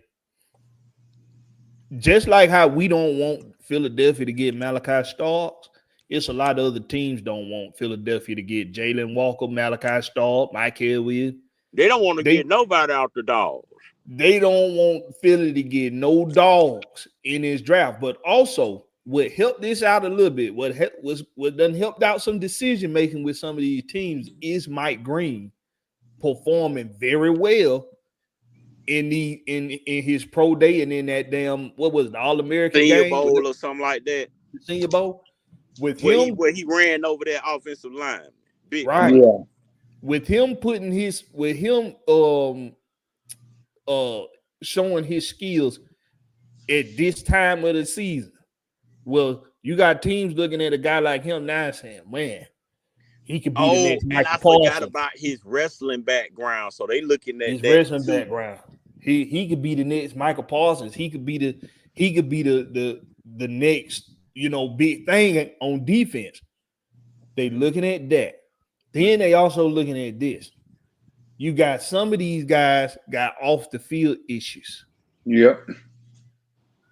That's starting to surface. And this is what getting this money as a college player. This is really gonna start being highlighted. When they start to see these guys are getting in trouble more, when they getting these NIL deals, when they see that, this is gonna make the profession. This is gonna make the NFL teams think twice about the bad PR that they could get from it. We live in the wrong era.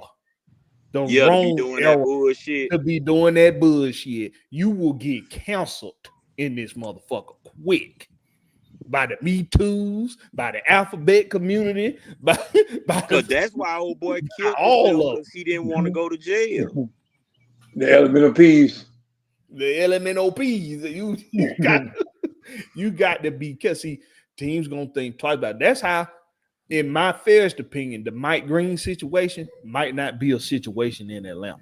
Because even though the law ain't involved, it's the fact that it's been reported twice on two separate occasions. Man, them women gonna turn Mike Green out. Different women. But see, I'm gonna be honest though. One reason why I think he would be good in Atlanta when it comes to that, because one thing I know about my city, you got M's. Once you get M's, you ain't got to worry about none of that here. Like, they gonna give it to you just to get a little check out you. So it goes down a little different in Atlanta versus other places. A lot of the women here willing, I'm just being honest, when it comes to the bag. But in the same token, the fact that that they didn't come pick him up like they did them other players, because the Philly coach already said, anything dealing with a woman, I'm not doing it, because he said exactly what you just said, Blakberry. He can't deal with the media presence behind that. Mm-hmm. His exact words. They don't want that smoke with a woman. He ain't picking you. They don't want that smoke. Can't blame him for not wanting either. And you already know, soon as he gave a whiff of, no, I don't want to deal with her. I don't want to deal with that. It's going to be a problem in Atlanta. It's going to be a problem. Yeah. Because like I said, it's 3 stages to this. The first one, get that nigga to lay down with me, get him to take that rub off. If he don't do that, the second thing they going to do is turkey base that some bitch. And when that don't work, when they can't get out of there with some baby juice in them, the next thing that's gonna come after that is he touched me inappropriately when I didn't want to be touched. And that's all it takes. Yeah. That's all it takes. That's the game man, that they play. Hey, and man, to get back on subject, man, what y'all think about Nick Scorton, the other defensive end for Texas A&M? I haven't done enough homework on Scorton. Let me see what the name is. I think Scorton might be the steal of the first round, man. I ain't gonna lie. Yes, Nick Scorton, because Texas A&M had him playing at 280. And then the year before, when he was at Purdue, he was playing at 260, and he was a double sack guy. Because the reason I'm looking at a pass rusher instead of an edge setter, I think with Trice, Zach, and Dorless, those are 3 edge setters right there. Well, We let me need a ask you, pass rusher. what position do an edge setter play? Right. Edge setter can be a defensive end. Edge setter is a defensive Five end. tech.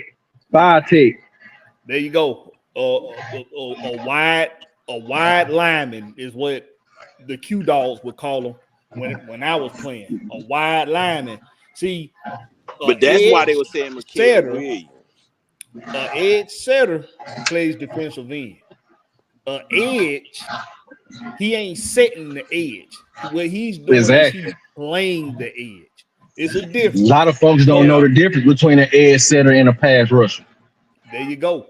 And the reason why Abdul Carter is highly sought, even with that defensive line help that he was getting in Penn State, is because the defensive coordinator for Penn State, what they did was they allowed him to show all of his versatility, all of his skill sets.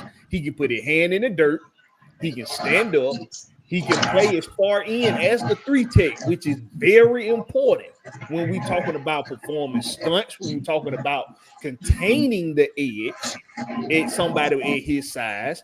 What that's telling me is that he's not a defensive end, but they like that his athleticism is good enough for him to get up underneath tackles and be disciplined enough to stay home and then pursue.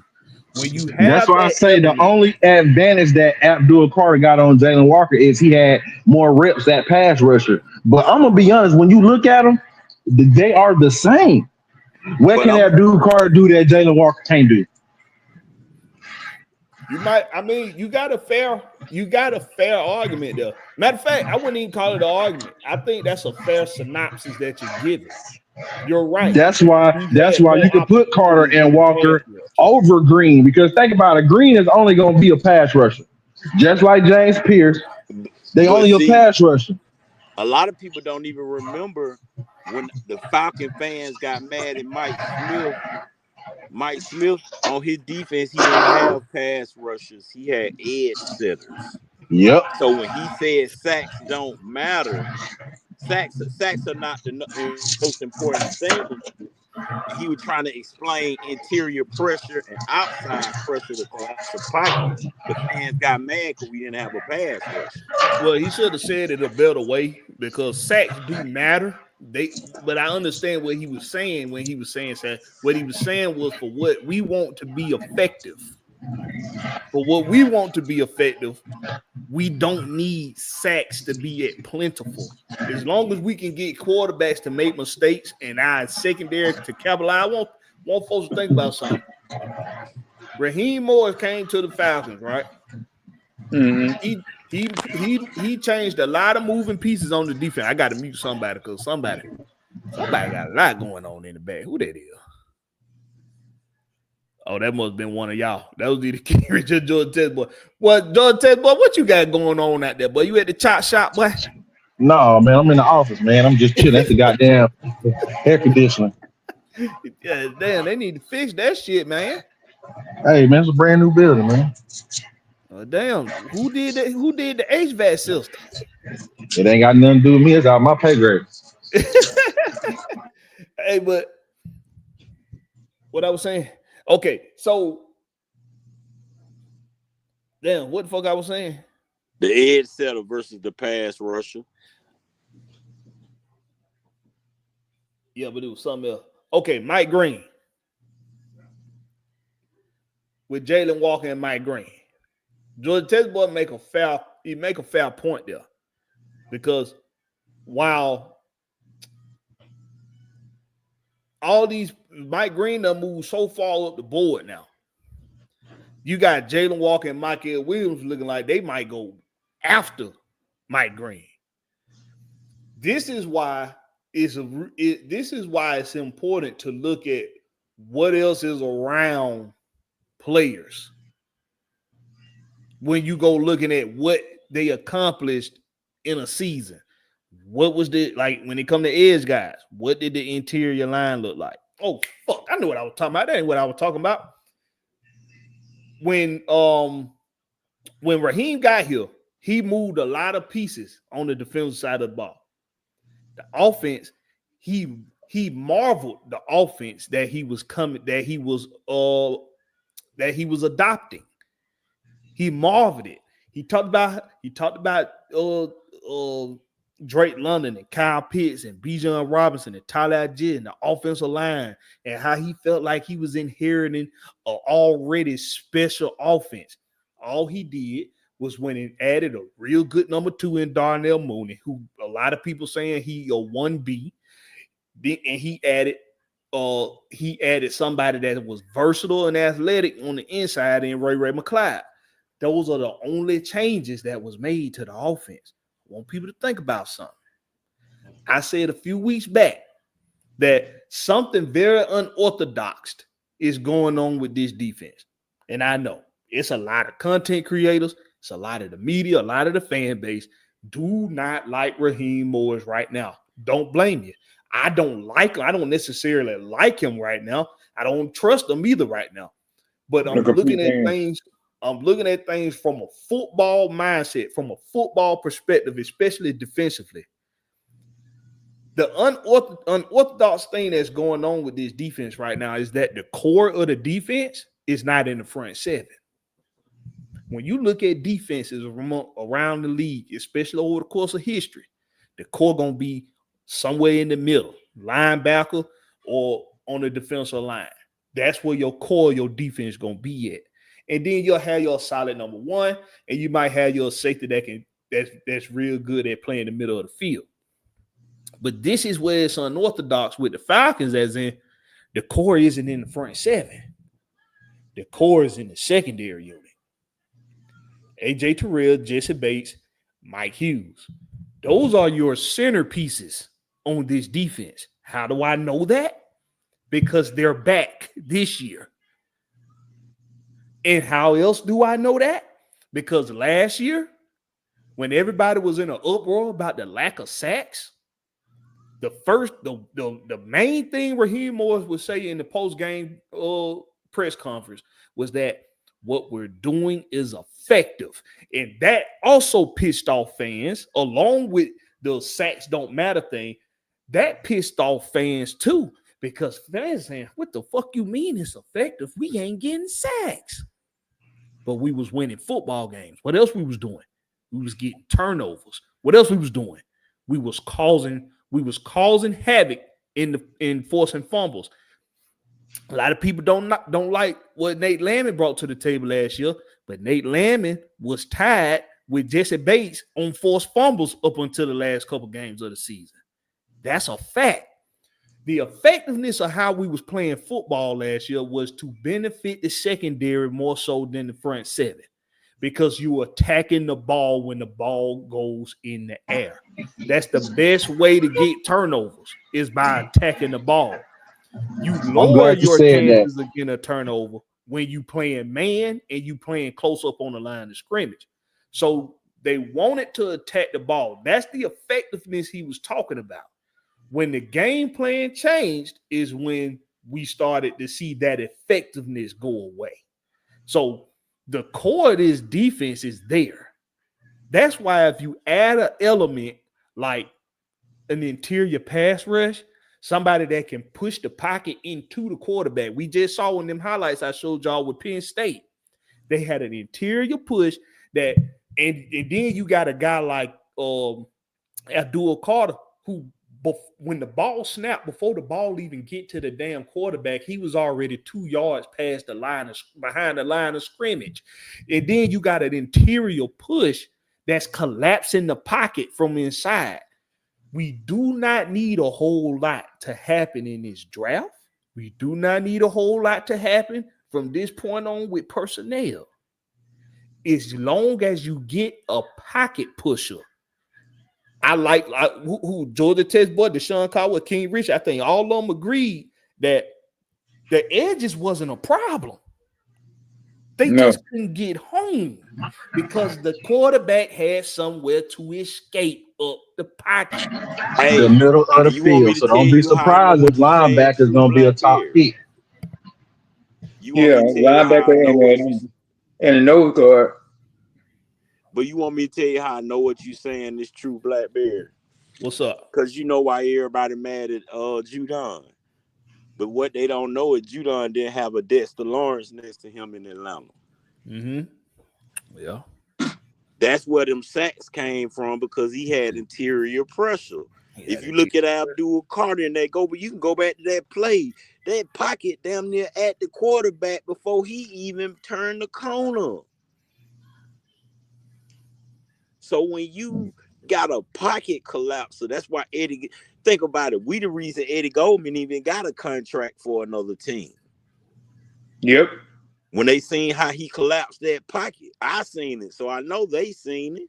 He was a solid rotational piece, but when you really need that's why I understood as I got older, I was one of the fans that were mad at Mike Smith when he said that. That's how I know he was right at the end of the day. Because he had edge. Once I learned the difference, he had edge setters. Because he know he got good linebackers and good.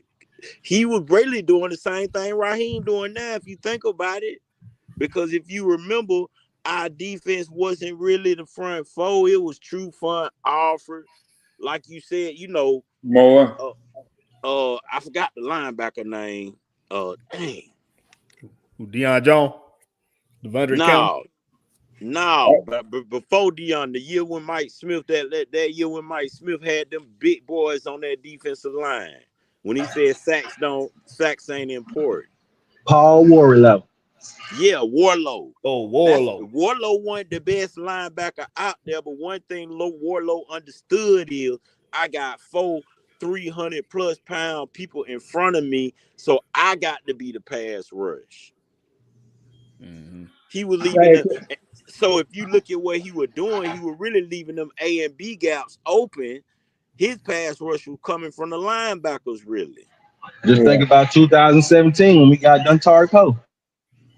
Oh man, our linebackers were eating. Go ahead, Deshaun. This year, pick 15. What player in the draft at 15 will make the city just want to party the whole night? Oh, a party? Jalen Walker. Yeah. Anybody from Georgia? Yo, it's three of them. Yeah. Jahad Campbell, Michael Williams, and Malachi Starr. Jahad Campbell out of Alabama. Will Johnson, the cornerback out of Michigan. Nah, I'll take him. And I don't like Mike Green, but I just got a feeling if we take Mike Green or James Pierce in the first round, you're gonna have a lot of happiness from Falcons fans. The city already done embraced him before we done got to the draft. He done already been embraced by the damn city. We just gotta make sure he got a I'm good. seeing NFL draft ads on digital billboards going around 285 around the Battery for Mike Green. Yeah. Fact, it's just like some of these PFF guys do these mock drafts. They don't even try no more. As soon as they get to the Falcons, Mike Green. Mike Green. Don't talk about nobody else. Mike Green, first name they go to. Who is that player on their Twitter got a Falcon jersey, a Falcon uniform on already?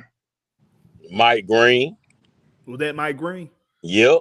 He got a lot of tattoos. They got him in the cryptic post with the posts cut in two pieces of him in a Falcon uniform. I don't be on X like that. Me neither. But I seen they did Jahad Campbell the same way. Yeah, Southside says Starks, Walker, Campbell, Green, and Will Johnson. I'm gonna be real with y'all. Starks, Walker, and Green, but Campbell and Will Johnson, I don't see the city getting as excited for them as they would for them other guys. One, because the other guy from Georgia and Mike Green, I guess he remind them of he must remind them of a Thug Ludacris or something. I don't know. Kind of look like Ludacris. Man, he I'm looking at it like this. If the Falcons get the choice at linebacker, my choices: Jalen Walker, Jahad Campbell, Demetrius Knight from South Carolina. We get any one of them to be at middle linebacker, it's a wrap. What you do with Caden then? You put him on the line? I'm gonna leave Caden as mine. Outside linebacker rush anytime I need him to rush. Oh, okay. Now, if they But don't see, the resign sweet Caden part after this about, year, but you know if what the they sweet, don't, hey, but you know what the sweet part is about what you said though, as far as getting a linebacker, because then you can run a 4-3 or 3-4 or 4-2-5 as long as you got good linebackers.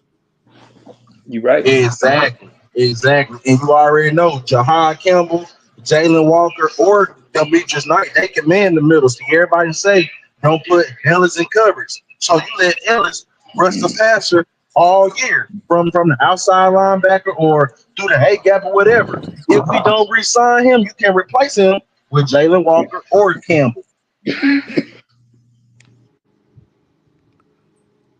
But then that's why I said that's one thing that I like about the Jeff Ulbrich signing versus what everybody else think. Because one thing I do remember about Ulbrich, say what you want about that man, but between 2014 and 2017, that man had our linebackers playing out their mind. He did. Linebacker was fine. And they was Out their all over the mind. field too. That's why you got to think. Matter of fact, that's why Deion Jones fell off after he left, because the scheme changed. He was no longer needed in that 3-4 scheme like that.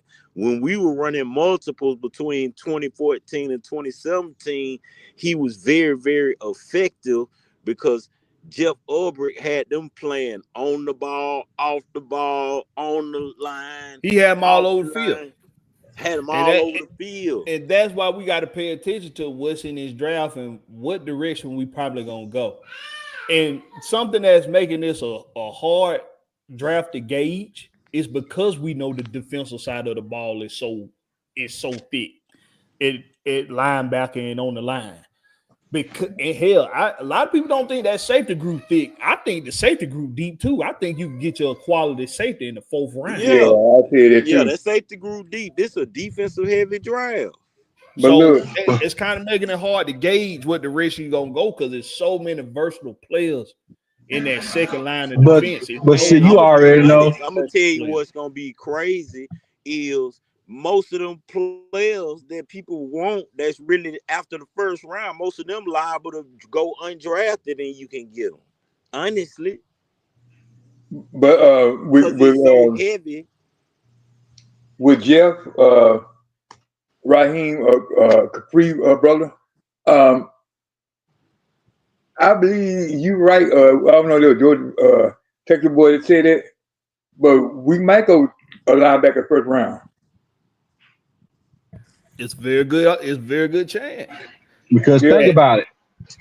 By the time you get to pick first, by time we get to pick 46, how many good linebackers on the board by pick 46? I'm gonna be honest. This really ain't a linebacker heavy draft to me. I mean, put it like this: I say day 1 starter type linebacker.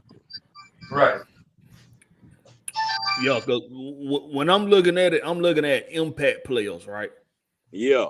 The reason why the first edge guy I mentioned after doing probably maybe 10 edge guys before him, the first edge guy I mentioned was Jack Sawyer. Yes. Reason being because by the time I done got down my list of edge guys who I like, I had got to him somewhere around about number 9 and number 10. And I was just as excited about possibly getting him as I was about Mike Green and all. Mike Green, Jalen Walker. I was I'm gonna just as be honest, excited. Blakberry. I've been a real after it took me to go watch tape on him because I just like the name. So I was like, then when I seen the picture, when they showed a picture of him, the first thing that popped in my mind was T.J. Watts, Max Crosby, those type of defensive guys. So then when I go watch the tape, man, he really a beast on the low. It's just so defensive heavy. He dropping down the board to almost the 6th round because it's just because you still got the one edge out of Boston College. You still got the edge out of Ole Miss. you see what I'm saying? You still got the edge out of what's his name? Josh, some out of Michigan. You know, so it's a lot of edge. Josiah Stewart, a sleeper. Josiah So Stewart out of Michigan, a sleeper. so me, when I went and watched film on Jack Sawyer, I was like, boy, that's TJ Watt Jr. right there. That's he fit in that category to me. Yeah. Like when you need a play made, he went and made the play. The problem was with him was on a lot of first and seconds, he didn't get as much playing time on first and second as he did on third downs. So it kind of makes it look like that he's not an every down edge, but he absolutely is. You just got to give that boy the right tutelage, because he didn't really get it at Ohio State. Not saying Ohio State did something wrong, because they just had a couple guys that was just better on. But you know, they like the Atlanta Falcons. They be focused on offense in Ohio. They don't really care about their defense like that. Another edge that's been slept on, that Kyle Kennard out of South Carolina. Ain't nobody talking about him. They starting to. I talked about him a little earlier in the beginning of the offseason.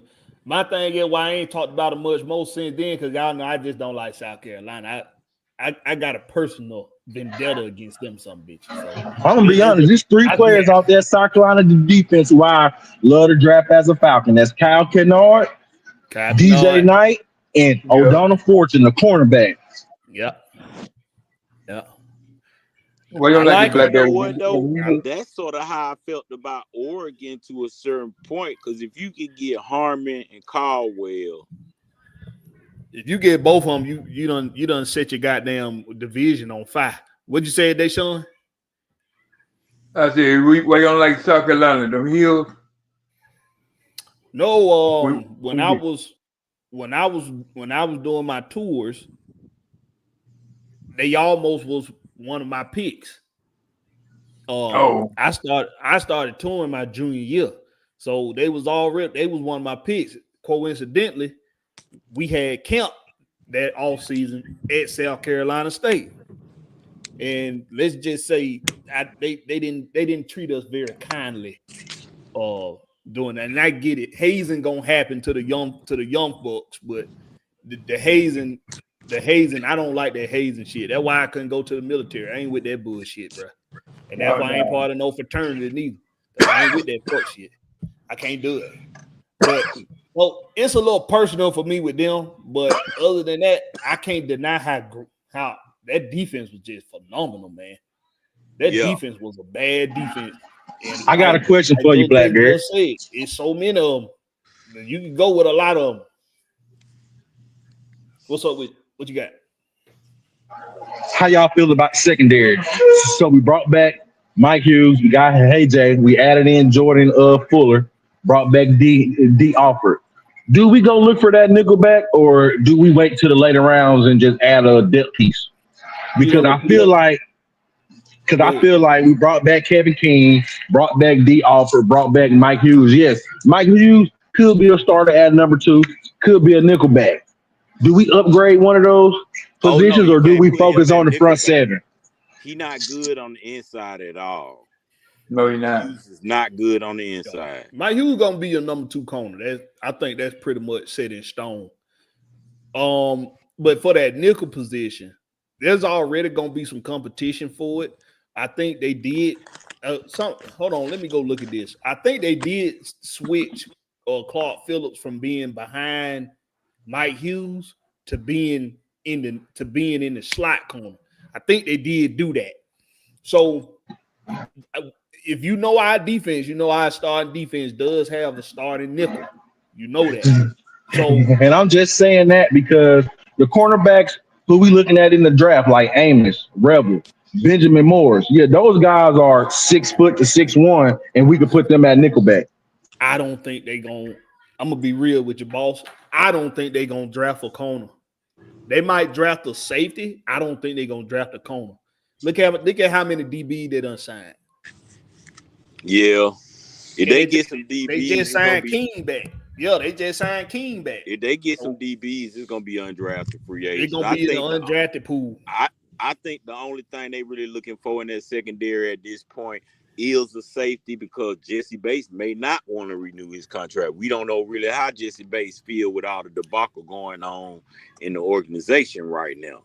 You never know how. Jesse restructured. I thought he restructured his contract. Nah, he was one of the ones that didn't. It wasn't Jesse. That was AJ and Lindstrom who did the restructure. So Jesse didn't restructure here.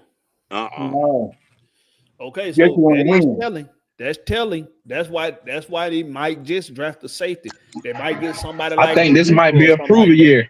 If Jesse don't like this scheme, Jesse might be gone. See, you can't do what they did after that bye week and expect a guy like Jesse Bates to be confident in what you're, and you can't expect him to be confident in your game plan, in your scheme. Yeah, because last year we did too much mixing up with him and Simmons. Like Jesse, that's the ball hawk. I understand Simmons the ball hawk as well, but this Jesse team, this ain't Justin team, this Jesse Bates team. Let him be the ball hawk. But I understand trying to add Justin Simmons to the mix because Jesse, he can roam and he can play back there in the back. But I feel like when we brought Jesse up and stopped him from doing what he do, that's when we was having the problems we was having on the back half. I believe if we get a wide receiver or a cornerback in the first round, this city would not be happy. If we do what now? If we get a wide receiver or a cornerback the first round, the city won't be happy. They want an edge or a linebacker. I can see that. I can hear it all the time. When you need a linebacker or edge, that's pretty come out people's mouth. I think corner they might not be as mad, but definitely receiving now they're gonna be very unhappy. And if they get a quarterback, they're gonna burn down. They're gonna be very unhappy. But as far as the nickel position go, D Alford to me is still a really good defensive back in this league. Hey son, I ask you for your 2 cents, all right? But I think D Alford is a very good defensive back. He had a couple bad games, one which was very, very noticeable in the Minnesota game. Other than that, he was solid most of the season, especially before those adjustments were made after the bye week. So I think with Jesse and with the safety position, the nickel position, and when it comes to this draft, if we do go nickel or if we do go safety, it's going to be later in the draft. It's going to probably be that 4th round pick we got, or it's going to be one of them 7s that we got. If we don't move, if we don't go get more picks, if we don't make a trade to get more picks, we probably won't go defensive back to that last 7th or one of those 7th or in the 4th. And I'm not even hoping we do it in the 4th, because in the 4th, I know who I want in the 4th. So I'm hoping they get Bossa in the 4th at linebacker, because if they stay right there, Bossa will be there, and I think they should get him. Oh yeah, he good in coverage. Miss Christy Lewis, she say, yeah, he a sideline guy. She say there are about 7 teams that need an edge rusher. Well, Christy, if you think about it, everybody need edge rushers every season. If you run a 3-4 defense, because you're gonna keep at least 4 edges on your roster. Them same 4 edges ain't gonna come back, because edge got to be able to rotate out, probably even more so even than defensive tackles. You want edges to be rotating out a lot. So everybody looking at edge, especially with the uber talent that they got at edge coming into this league. Everybody looking at edge right now. I can guarantee you that. And you know what's crazy? They looking at edge and linebacker just like we. So how would y'all feel if we double dip that edge in the draft this year? I wouldn't mind it. And me saying double dip at edge first and second. Okay, so double dipping that edge. Do we re-sign AK at the end of the season? Depending on how he perform. I was thinking the same thing. Depending on how he perform. But see, and like But see, that's then where that's not even they're gonna push out D'Angelo Malone too.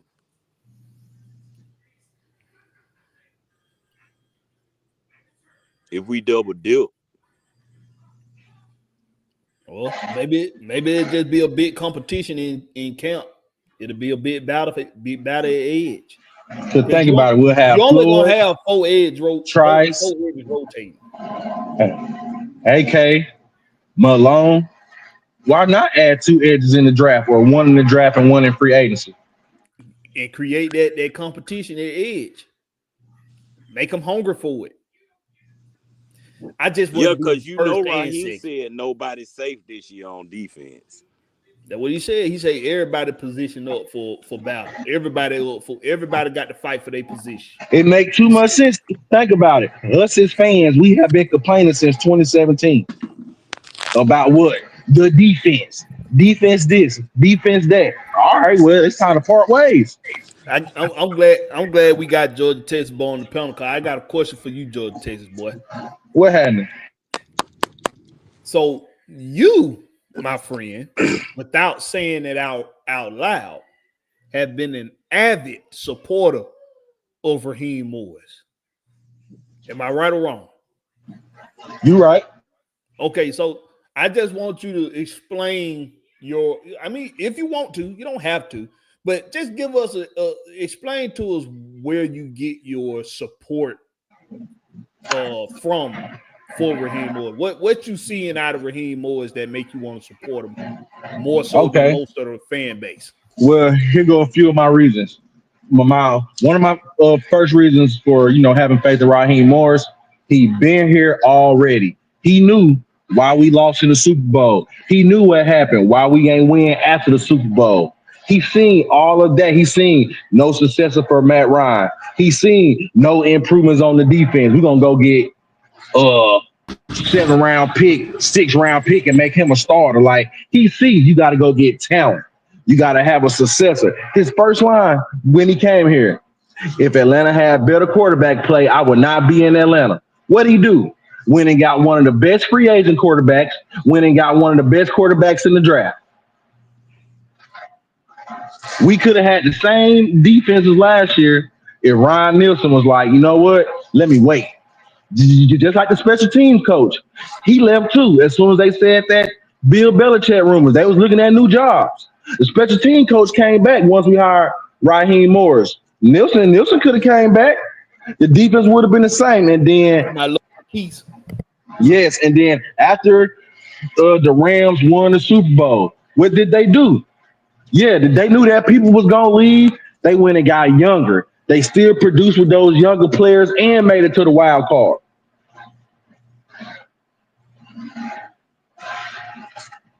I feel like he already know what our weaknesses are. We don't need a coach to come in here and try to rewrite history, do this, fix what's broken. The defense has been broken since 2017. The offense fixed. Arthur Smith came in and fixed the offense. Focus on the defense. And I feel like with him already being here, then you brought back Jeff Ulbrich, y'all back on the same page. Because remember when him and Ulbrich took over and he was the interim head coach and Ulbrich was the DC. Yeah, we had a losing record, but the defense was playing better. Hey, you down so right. Because one thing that both of them said when they came back here is we got unfinished business. Yep, I heard it. And then it go back to 2020. Like, man, we had so many Falcons fans beating the table for Raheem Morris to be the new head coach. But, knowing what Rich McKay and the search agency like to do, go get the hottest coordinator in the land, Arthur Smith. Before that, Dan Quinn. We went and got the hottest defensive coordinator, went and got the hottest offensive coordinator, got the same results. Well, almost, but still. Well, this time would have did that. But remember, this the first year they didn't go get no search agency. They didn't go get no outside party to find our new head coach. They did their due diligence and pick Raheem Morris. That's why that was because of Terry Fontenot. They trusted Terry Fontenot to be able to do that. But remember, even when Terry Fontenot got brought in, they used a certain agency to go get Arthur Smith Because it was his first year. So that made sense. right. And I But get it. So now for Arthur Blank to say, you know what, Rich McKay, you going over to Atlanta United. You're not going to have no more football responsibilities except for European football responsibilities. And we finna let Raheem Morris and Terry Fontenot build his team. Think about it. We drafted somebody in the first and tried to trade back in the first to go get Latu. Okay. I think Man, I'm Raheem a little too and much. you let Jay Holland get in here. What's up with you, Jay Holland? You there, Jay? All right, go ahead, King Deshaun until Jay Holland ready to go. Go ahead. Okay. One thing I hear about Raheem is he's been around a lot of good head coaches. And he really hasn't soaked none of that in. Because when I observe him, his coaching, he's more of a cheerleader than a coach to me. He act like he don't know what to do, like he get nervous or something, like with the timeouts. He panicked. When his team Okay, I'm back. I'm players sorry. are messing up, he just let them linger instead of coming to them and like, hey, you ain't supposed to do that. Instead of he was looking at the scoreboard, kicking his little feet with the capris on. Can I say one thing on that? Yeah. Go ahead. Raheem Morris said after that Washington game, the reason he didn't call the timeout was because of the poise of Michael Penix. This man walked around like a veteran. So they feel like with the poise he got, he was going to control the offense to get up to the ball and spike the ball. But they didn't. Yeah, that's all well and good, Georgia Texas boy, but it's still a stupid ass goddamn thing not to call the damn timeout. You got two of them. Call one of the Also remember in that game, we was running the field on Washington with that same rush defense they had. And we was tearing their ass up. You remember the pass to Mooney? So why call a timeout to get a defense time to reset? Still would have been able to do the same damn thing if you But called a timeout. but we don't know that if you give them time to regroup to change their defense. We ran 4 plays. We ran 4 plays with Washington having the same defense on the field. The same argument can be made that you had time too because you called the timeout to But you prepare for just them. said that we were running on them already. So if they change, we still gonna run on them because we'll make it like 30 points a game. Because you know what, he called timeout, we could have won the game. Another thing, he have a brain part of life. And then What you got, Jay Holland? interviews. Oh, my bad. Go ahead, finish your thought, Deshaun. Then let Jay Holland go. Okay. Then he had players that in the game that hurt, and he knew they were hurt, but he kept Q cool and Kirk on the field too long. That's not a head coach. I don't think he got head coach material. Because to me, I would have been to Kirk out. I would have been to Q out. But he coming with an excuse to my well, Kirk my guy. And he's gonna be good. He's gonna take it to the playoff. Were you watching the same game we were watching? He was going to another color uniform. And he kept quenching. Every time he throw, you see his face quench in pain.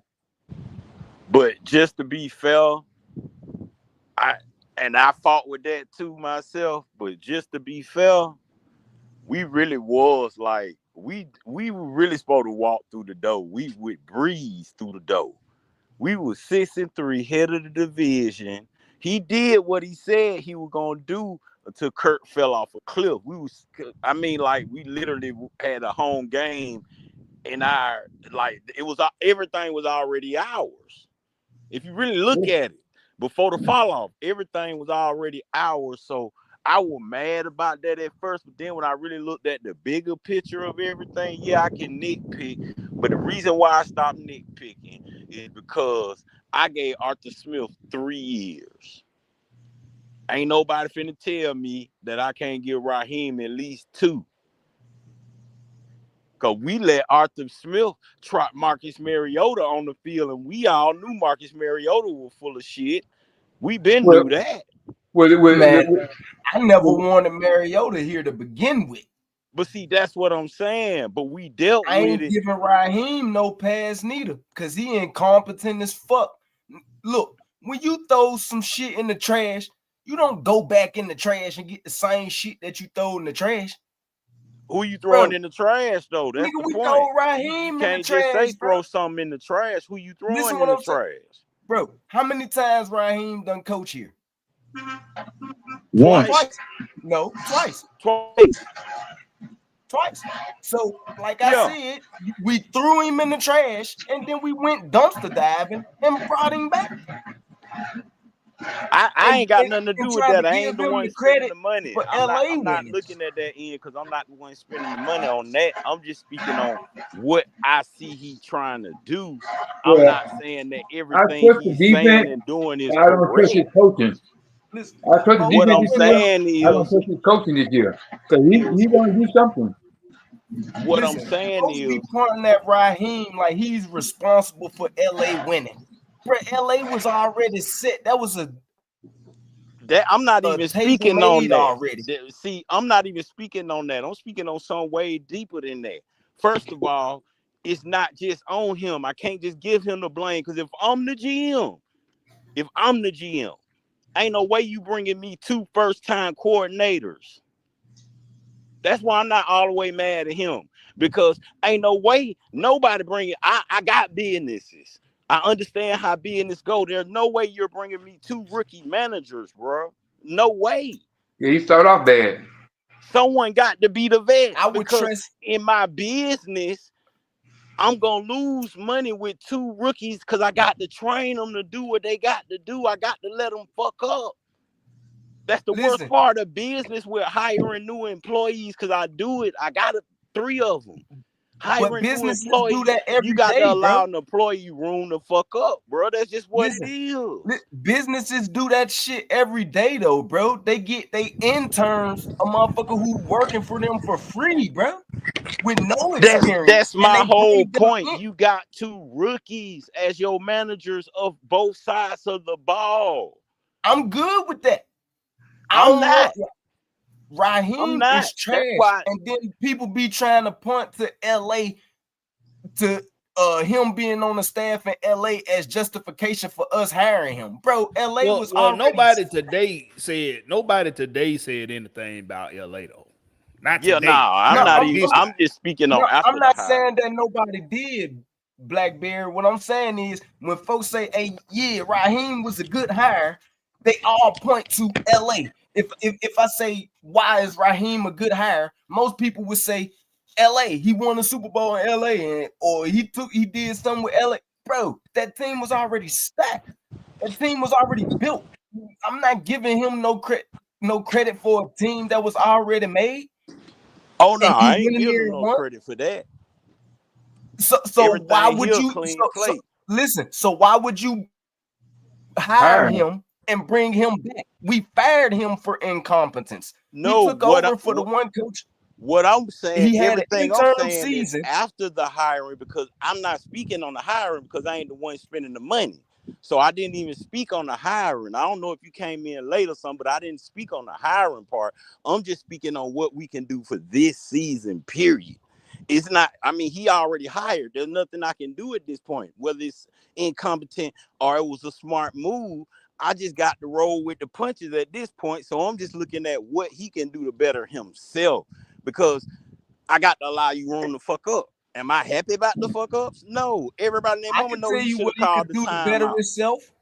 But at this moment, right now. I got to give him the opportunity to better himself. And if he don't after this year, then you out the door. I can tell you how he could better himself right now, and it won't hurt nobody. Resign.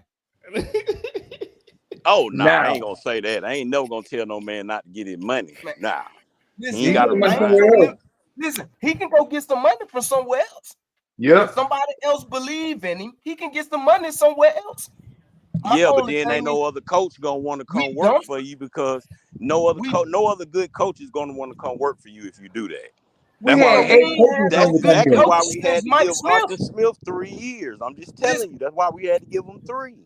See, you listen, don't we want to ain't hear had a good nobody else coach since telling his Mike ass to Smith, bro. resign.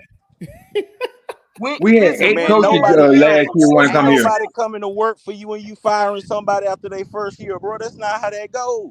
They saw how And incompetent he listen, was. The next and So what's question the and about problem? listen, whatever. I fired him on his first year, Look. and as The soon as I next fired him, question.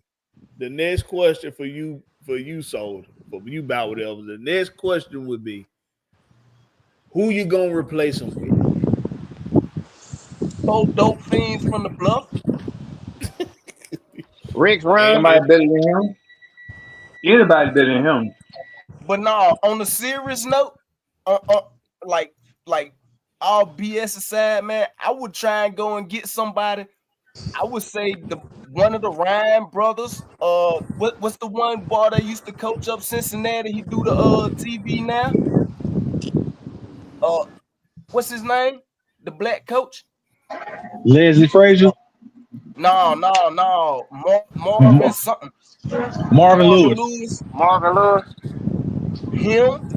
He's a perfect fit for the offense and the scheme type shit that we run. Hell, what's the other one that used to coach for Cleveland and he kept getting fired? Him. Like, it's choices out there, bro. Like, we don't But like him. are I those Can I wouldn't better throw a couch choices? out and then go pick up the same damn couch I threw out. can I chime in? Jay Holland been patiently waiting. Go ahead, Jay. What's going on? How y'all doing? How y'all doing? What's up? Uh, Say, boss man. Whoever advocate for Raheem, I'm sorry, Buddy ain't did shit. Buddy ain't did shit. But be a black coach in Atlanta and wearing Georgia capris and chewing upper bubble gum. We one game above than what we previous had for the last past 2 seasons. And the past 2 seasons, we ain't had money to go out and get no goddamn body. And we have a better roster than what we've been previously having with Arthur Smith. Before Arthur Smith got here, we had online troubles. Arthur Smith got here, we ain't got them problems no goddamn more. And we had problems in secondary before Raheem got here. He here, and our damn secondary out there playing Ring Around the Rosie in the Vikings game. You know what, Jay? You said something there that's very important for So fans to think about. You said something that a lot of people need to think about. When Dan Quinn got here, we saw a significant difference in the pass rush department. A significant difference. When Arthur Smith got here, the offensive line got shaped up, retooled, and it has been one of the best offensive lines in football, even after his departure. What mark has Raheem Morris left on the team in his Nothing. first year? What mark did not he call the leave? timeout. Take the timeout, Cole. Bum What shit. what area of the defense did he make better? Ain't his strength is The a water boy, secondary? Is that Blackberry. is Raheem Morris strength is secondary? That's his strong secondary. To Yep. be honest, without Jesse Bates or AJ, we'll be shit. Hey, To I be hey, think fair, that was more about scheme. scheme hey, as in as Blackberry. our defense. Because you keep trying to run a 3-4 without a nose tackle in the real middle linebacker, Without pocket movers. You without blame that pocket on your movers. you blame So that on for your head coach. me, for me, He that's a not really. defensive minded coach. You got to. But that Yeah, go back to what you just said. We ain't have no money to spend to go get nobody. You don't force Well, yourself into a scheme if you don't have the personnel for it. it's not that we didn't have the person. I want people to think about this. We all can admit that Eddie Goldman, Contavious Street, and what was the other boy? Yeah. Eddie Goldman, Contavious Street, and Look, Laquel London. Laquel London. We all can agree that they are pocket movers. Yes, but Eddie Goldman is known for being a 4-3-1 tech. But he still pushed the pocket. It's about pushing the pocket. See, But then that go back Contavious to what Street you were saying earlier, though. The strength of this defense wasn't never in the front seven. It was always in the always in the secondary. secondary group. That's why we stopped getting turnovers because they switched up the scheme. They switched up the scheme. So, but this what I reckon. This what I remember what they did after the second week. Remember after week 2, they didn't dress Contavious Street. Why not? Why did Contavious Street get the what they call what they call it when you not hurt but you don't dress, you don't play, a healthy scratch. Why was Contavious Street a healthy scratch? But if you remember, all of them was healthy scratches on that. Remember on that inactive list, we used to be mad about that inactive list every week. Yeah, Raheem. Again, Man, my defense was healthy scratches all season. He didn't want to play. Exactly. We had too many veterans on this team at every position to play the rookies on defense. Yeah, he did say that. He said it too. Morris not a good head coach. I'm sorry. All right, so this is what we're gonna do, because I got one specific topic I want us all to go over, and I got 5 of y'all in here now, so I'm finna test some of y'all will in a minute. But we're gonna go around the panel, highlight something you want to highlight about this Falcon team right now at this point of the all season. Everybody get one thing you want to highlight, and then I got a topic I want us to go over. Jay Holly, you can go ahead. You can kick it off. I want to highlight our wide receiver room. I want to see how Ray McLeod gonna do this year again, and who gonna be the other person that's under Ray McLeod. I'm hoping Casey Washington step up. I really want to see that boy ball. And him and Michael Penix been together for the last 2 seasons. That's like a sleeper dude right there for me. All right, let me ask you this: you think they're gonna do something in the draft at receiver? If Like so, wide receiver purposes? Yeah. If they do win, I believe they'll look for somebody to take the top off for deep threat. You can do that between round 4 and through whatever. Okay. It ain't shit to find another Taylor Gabriel somewhere. That's true. All right, what about? Well, I ain't gonna say it ain't shit, but I see what you're saying though. Soldier. We already know you don't fuck with Raheem Morris. We get it. But tell us something else you want to highlight about the team. Tell us something else you want to highlight about the team up at this point of the all season. Man. Sheesh. I'm looking for coaches and playmakers. I want to see who on our roster actually got nuts. And when I say nuts, I don't mean that in the literal sense. I mean it proverbially. Like, I hope not. Who over here got some nuts? Like, we know who don't got nuts. We try and find out who got them. Like, when it's nuts or guts time and it's all in time, put the money on the table and push it through the middle. Who can get some shit done? Oh, I ain't seen this from our team in a very, very long time.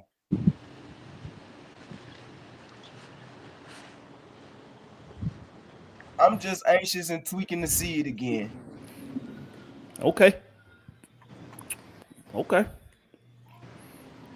What about you, Deshaun Caldwell? I'm gonna be on the line. I want to see how the line finally get that big nasty boy guard. He push the pocket. Somebody 350 to help the line here, help the line by getting into the crease. And I believe that our line is really almost done. All we need is another edge and a big boy in the middle. So I'm looking forward to seeing that this year, the improvement. All right. Georgia, Texas boy. The one thing I'm excited about, the offensive line, because I feel like with the continuity, the continuity of bringing in Newsel, somebody who already been on the team, that's just gonna help the offense even more. And Newsel and MPJ already got a good relationship. The one thing I would like to see improve, the defense. As long as we keep adding starters on defense, we keep improving the depth, let's go get starters. All right, King Richie. Shit, my mom. That was a good one. You said something about that mama. What you say? What'd you I say, don't King Richie? know. He said a good I think one. we lost. He said a good one. What'd he say? Yeah. Because I ain't. What'd he say? That what he just said. That right there. Oh, that was a good one. That's what he said? Yeah. Mm-hmm. Okay, well, I guess he shared the same sentiment as Georgia, Texas boy. I'm going to say this before we move on. I'm going to say this. I can holler and scream defense all goddamn day. I can holler and scream defense. I can holler and scream interior defensive lineman all day long for this first pick. If we don't move off 15, if we don't get more picks and we stay at the 5 that we currently have, it better not be not one move that ain't defense outside of center in this draft for me to feel good about the direction that the team going in. If you do anything outside of the interior defensive lineman, edge, linebacker, safety, if you do anything outside of them parameters in this draft, I'm not going to trust the direction we going in. And that's just me.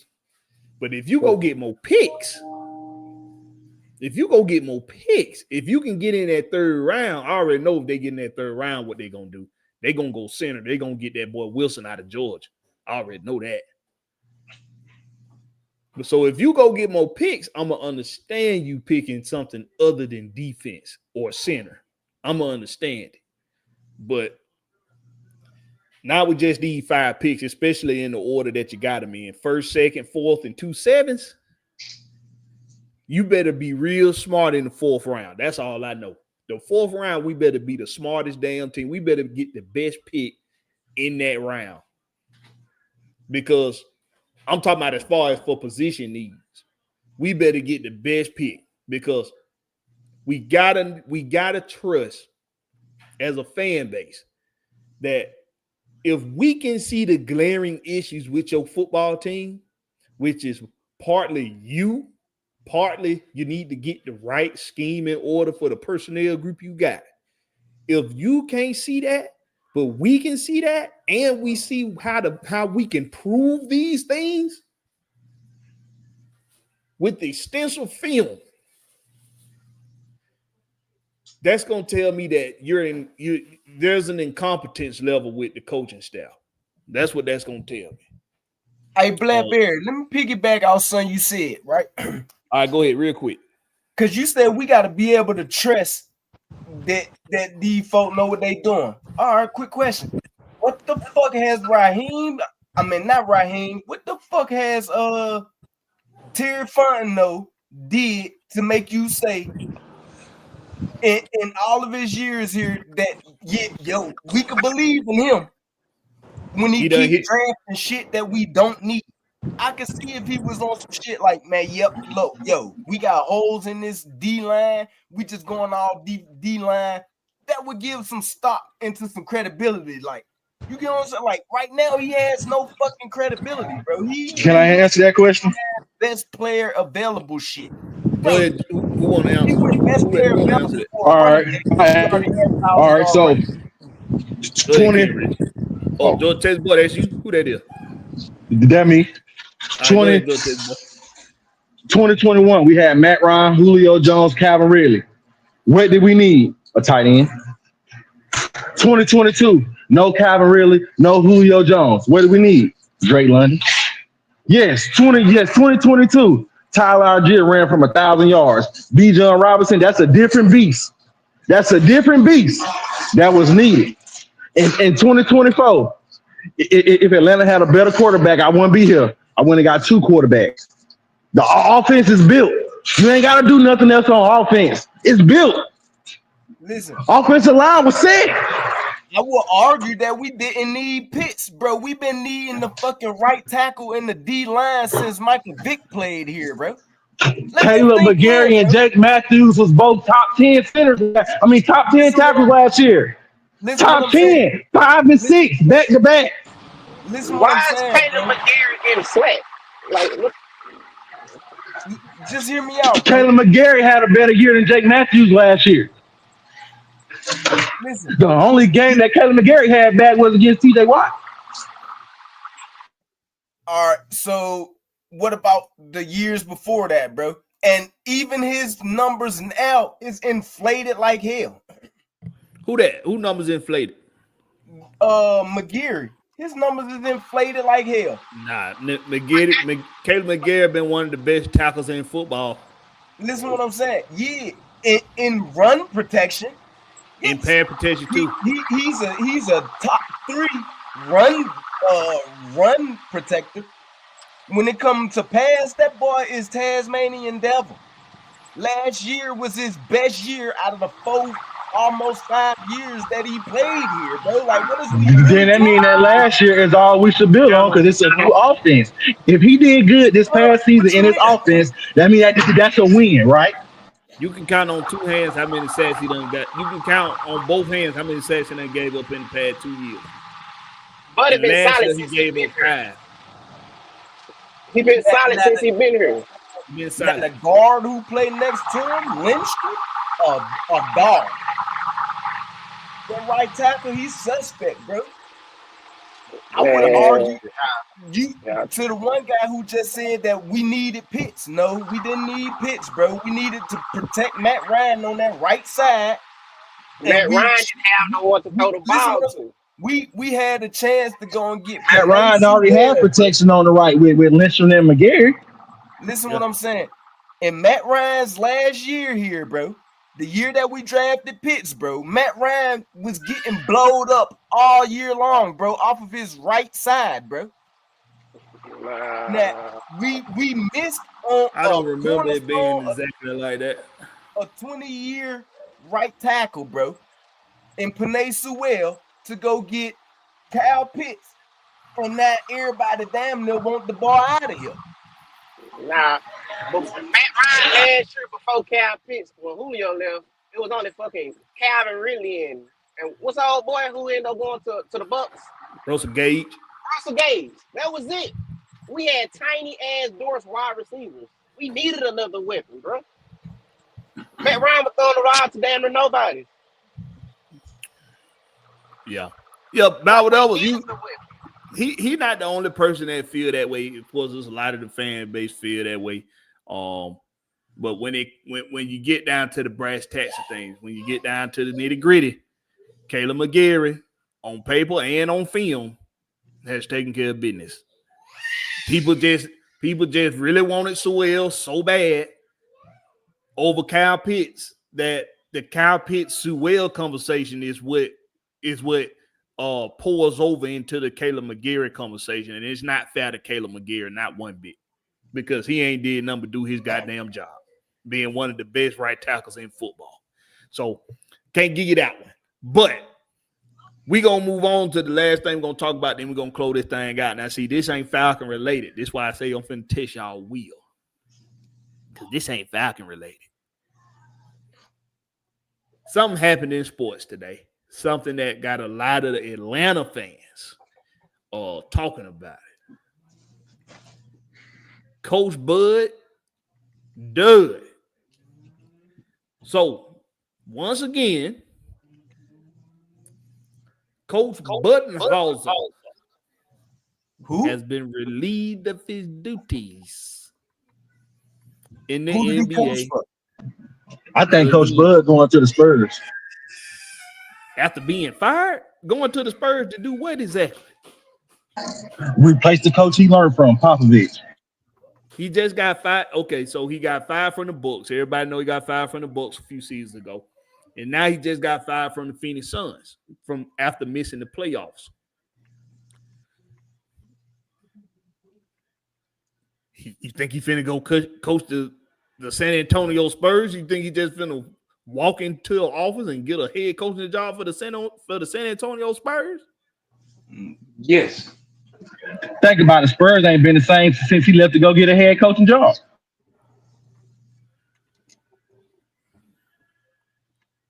He done been fired from 2 head coaching positions. And you think he just finna walk So has Doc Rivers, and Doc Rivers still getting the job. But Doc Rivers is a hard ass coach, and he got hardware to say that he's a good coach. And those same players got his ass fired again. That's a fair point with Doc Rivers. I'm gonna give you that. But this one I'm gonna challenge you on Doc Rivers' coaching style and Coach Bud's coaching style. Doc Rivers has a style that demands players respect. Coach Bud got a coaching style where if the technical side of coaching don't work out for that team that he's coaching, the players ain't gonna respect him. We saw it in the last year with the Bucks. We seen it with this Phoenix Suns team. You can't tell me this team respected Bud not one damn bit. They didn't do nothing on the damn floor that Bud like to do. And we know Bud is a 3-and-D guy. That's the type of game he played. 3-and-D, crash the basket. That's what got Bud fired. You got KD, Booker, and Bill. 3 shooters and no defense. And how you gonna play that in San Antonio? Wemby is a stretch big. He learned that system from San Antonio. Bruce Bowen, Tim Duncan, he was there. He was an assistant coach. But is that the personnel they got in San Antonio now to do that with? Think about it. When they didn't have stretch bigs in San Antonio when Coach Bud was there. They got stretch bigs now. This man coached Giannis and won a ring. You don't think that he can coach Wemby? Giannis don't play the center position. It don't matter. You said stretch 4. I said stretch bigs. No, you didn't. You said stretch 4. I didn't say 4 not one time. I said stretch bigs. That's what I said. Yeah. You not finna walk in San Antonio. You got 5 from the Bucks. You just got 5 from the Suns with a Devin Booker on the team with a uber talented. But you got no defense. He come from the Spurs, 3-and-D defense. You got KD, Booker, and Bill. You ain't getting no defense. And then once Bradley Beal knew that he was about to be traded, fuck this team. Nah, I can't agree with you there. I think the disconnect with Bud in today's NBA is much like Nate McMillan. They are not head coaches of today's basketball in the NBA. They just not. Their coaching style is not one that transitions eras, that transitions generations.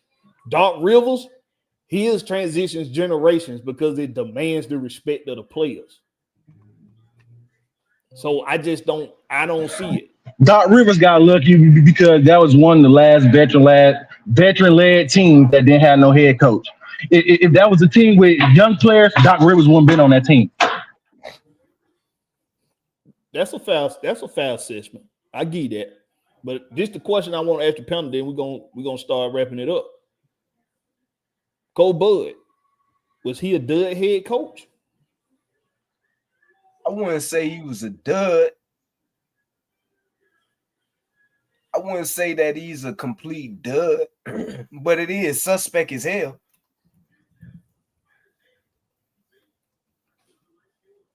Like what's his record like winning percentage wise?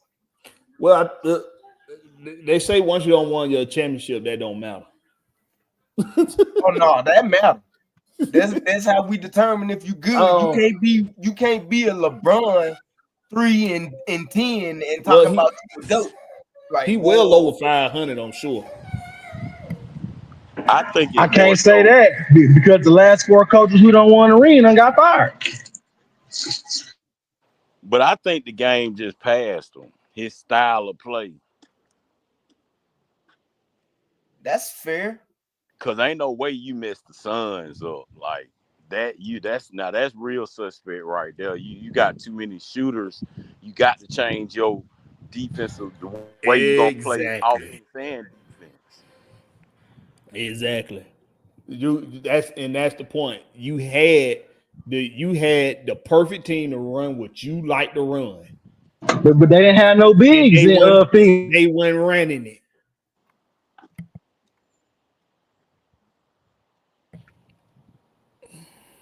I don't know. I don't think he'll do it.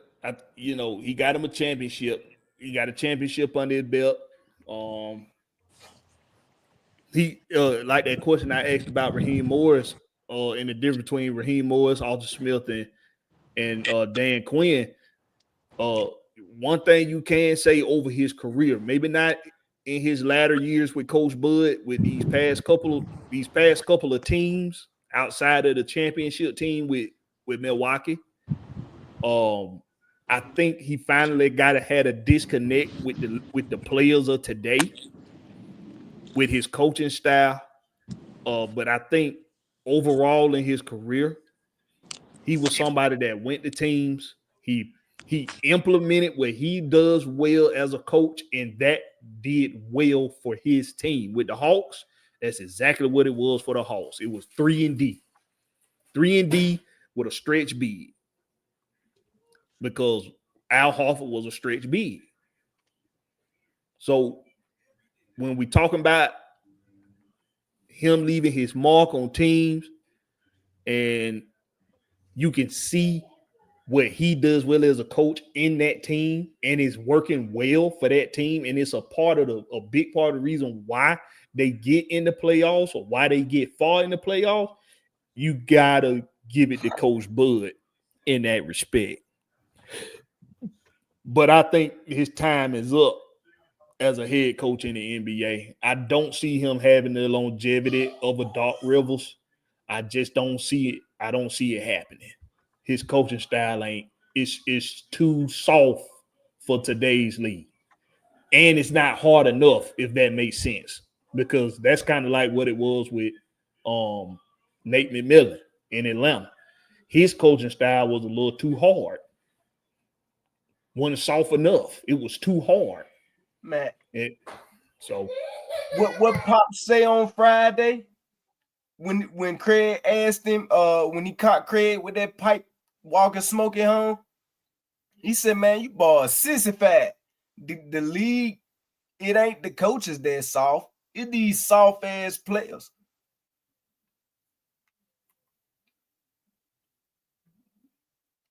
That what it is. It ain't the coaches. The coaches is the coaches. They do their job. It's the players who soft as baby shit. Undisciplined. I wouldn't listen to my coach if I know I could just go behind his back and talk to the fucking owner myself.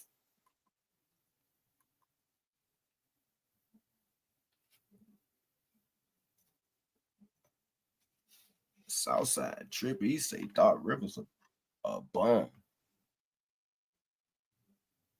Yeah, shout out to Trippy. Yo, Southside tripping hard talking about Doc Rivers a bomb. But boy, you didn't say that. I know you did. I know you didn't say that, boy. Man, bro. I think Doc brought us 2 rings up that jump. 3. Doc just probably coaching past his threshold. Doc got 1 championship.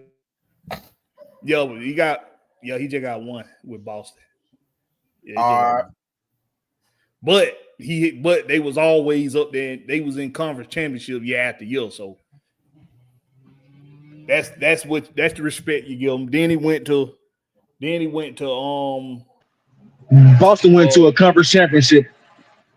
twice, 07 and 08?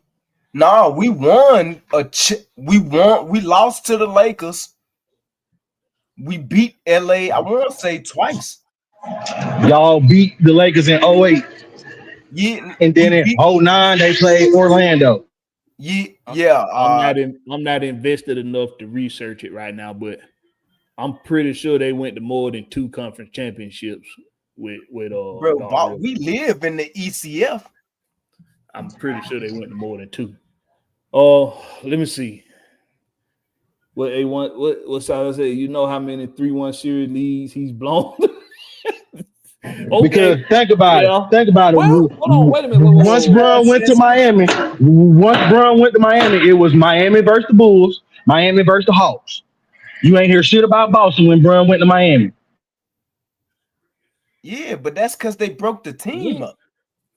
I mean, we got rid of KG. Yeah, you think about it now. Think about it now. Think about it now. Go back a little bit further, Georgia, Texas, but you ain't went back far. KG ain't get there until 2007, Blakberry. And we won the chip the same year. In 07, y'all went to the Eastern Conference Finals. In 08, y'all ain't go back to the finals after that. Now I'm gonna do my research. No. I take that back. Y'all lost to the Lakers in 08. Y'all ain't go back after that. We beat the Lakers in 08. Y'all beat you're right. Y'all did in 08 because my son was born in 08. Y'all lost in 09 and then go back. Then they went to the Magic. We lost 2010 when LA beat the Magic. Cause we went back to the ECF the next year, and I won't say the Magic. No, 2011. That was Miami. Miami beat us in the ECF. They went in 07, won in 08, went in 09, won in 10. Yeah, I'm about to say, bro, like we lived there, bro. Like you can't mention the Eastern Conference Finals without saying Boston. That's our house. Like we literally built it.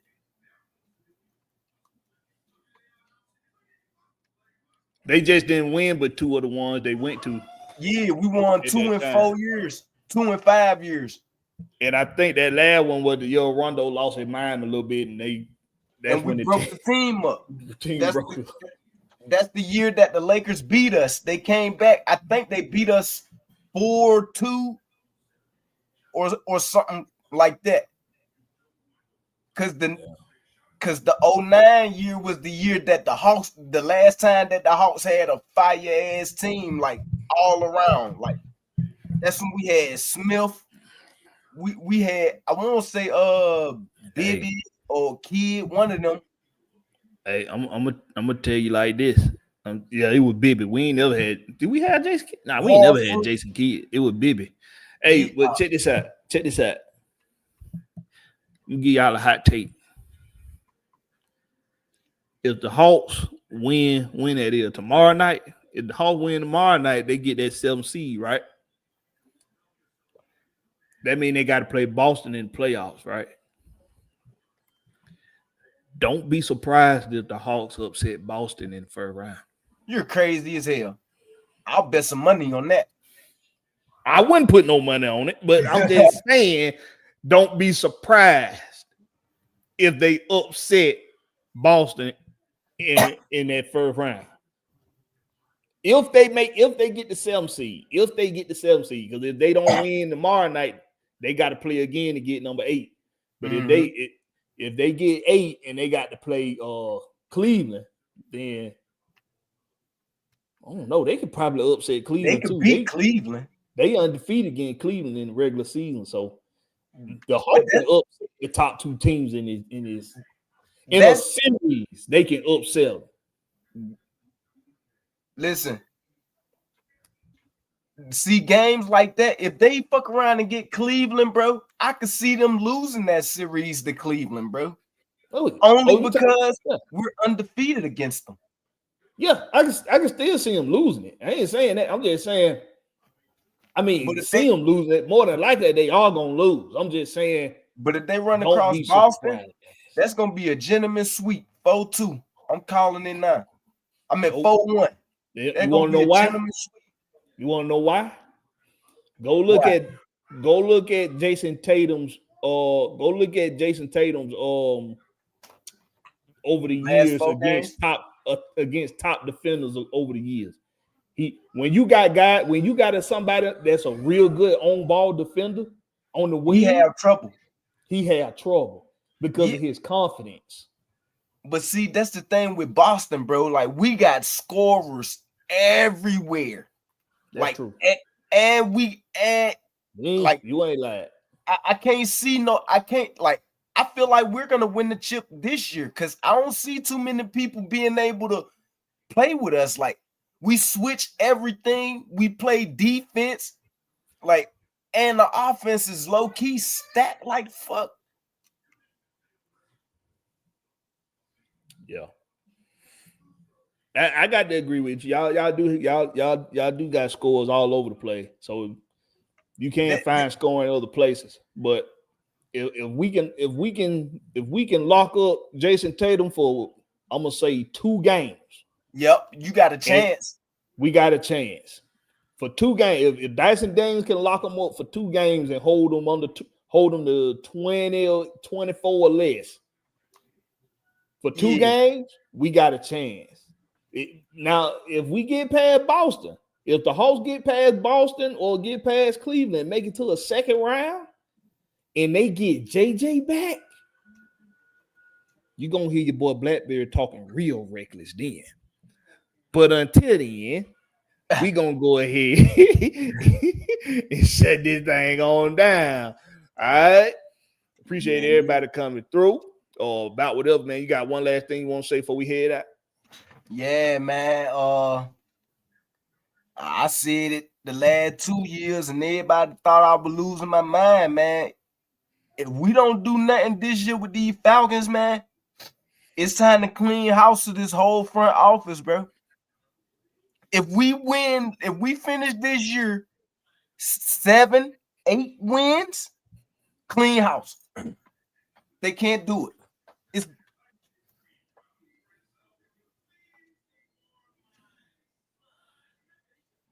And that's where I'm at with it. I feel. What it once said, if JJ was here, we'd be 4, 5, 6. I agree, especially after them trades. I agree. We'll be 6. We'll be at minimum 6.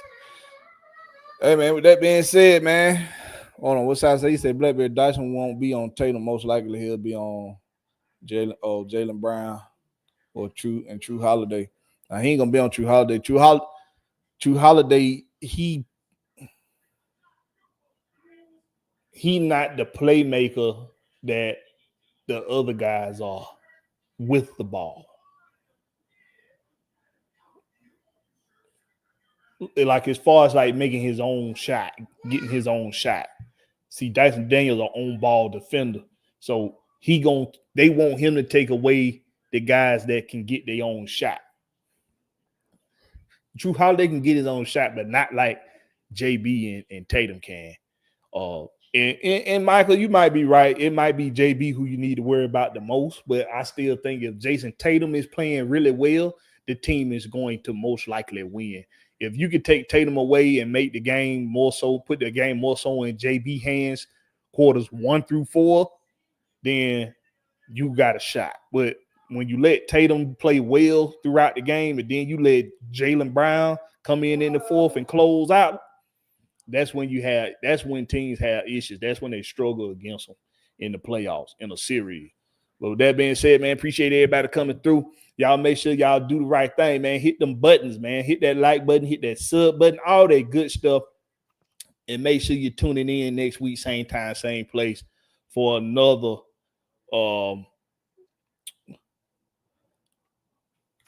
therapy session.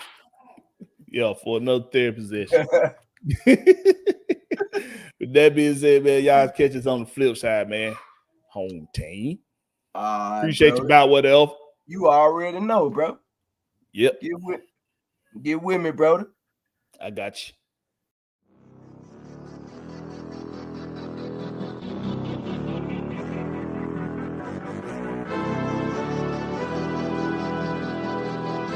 night ride on the track.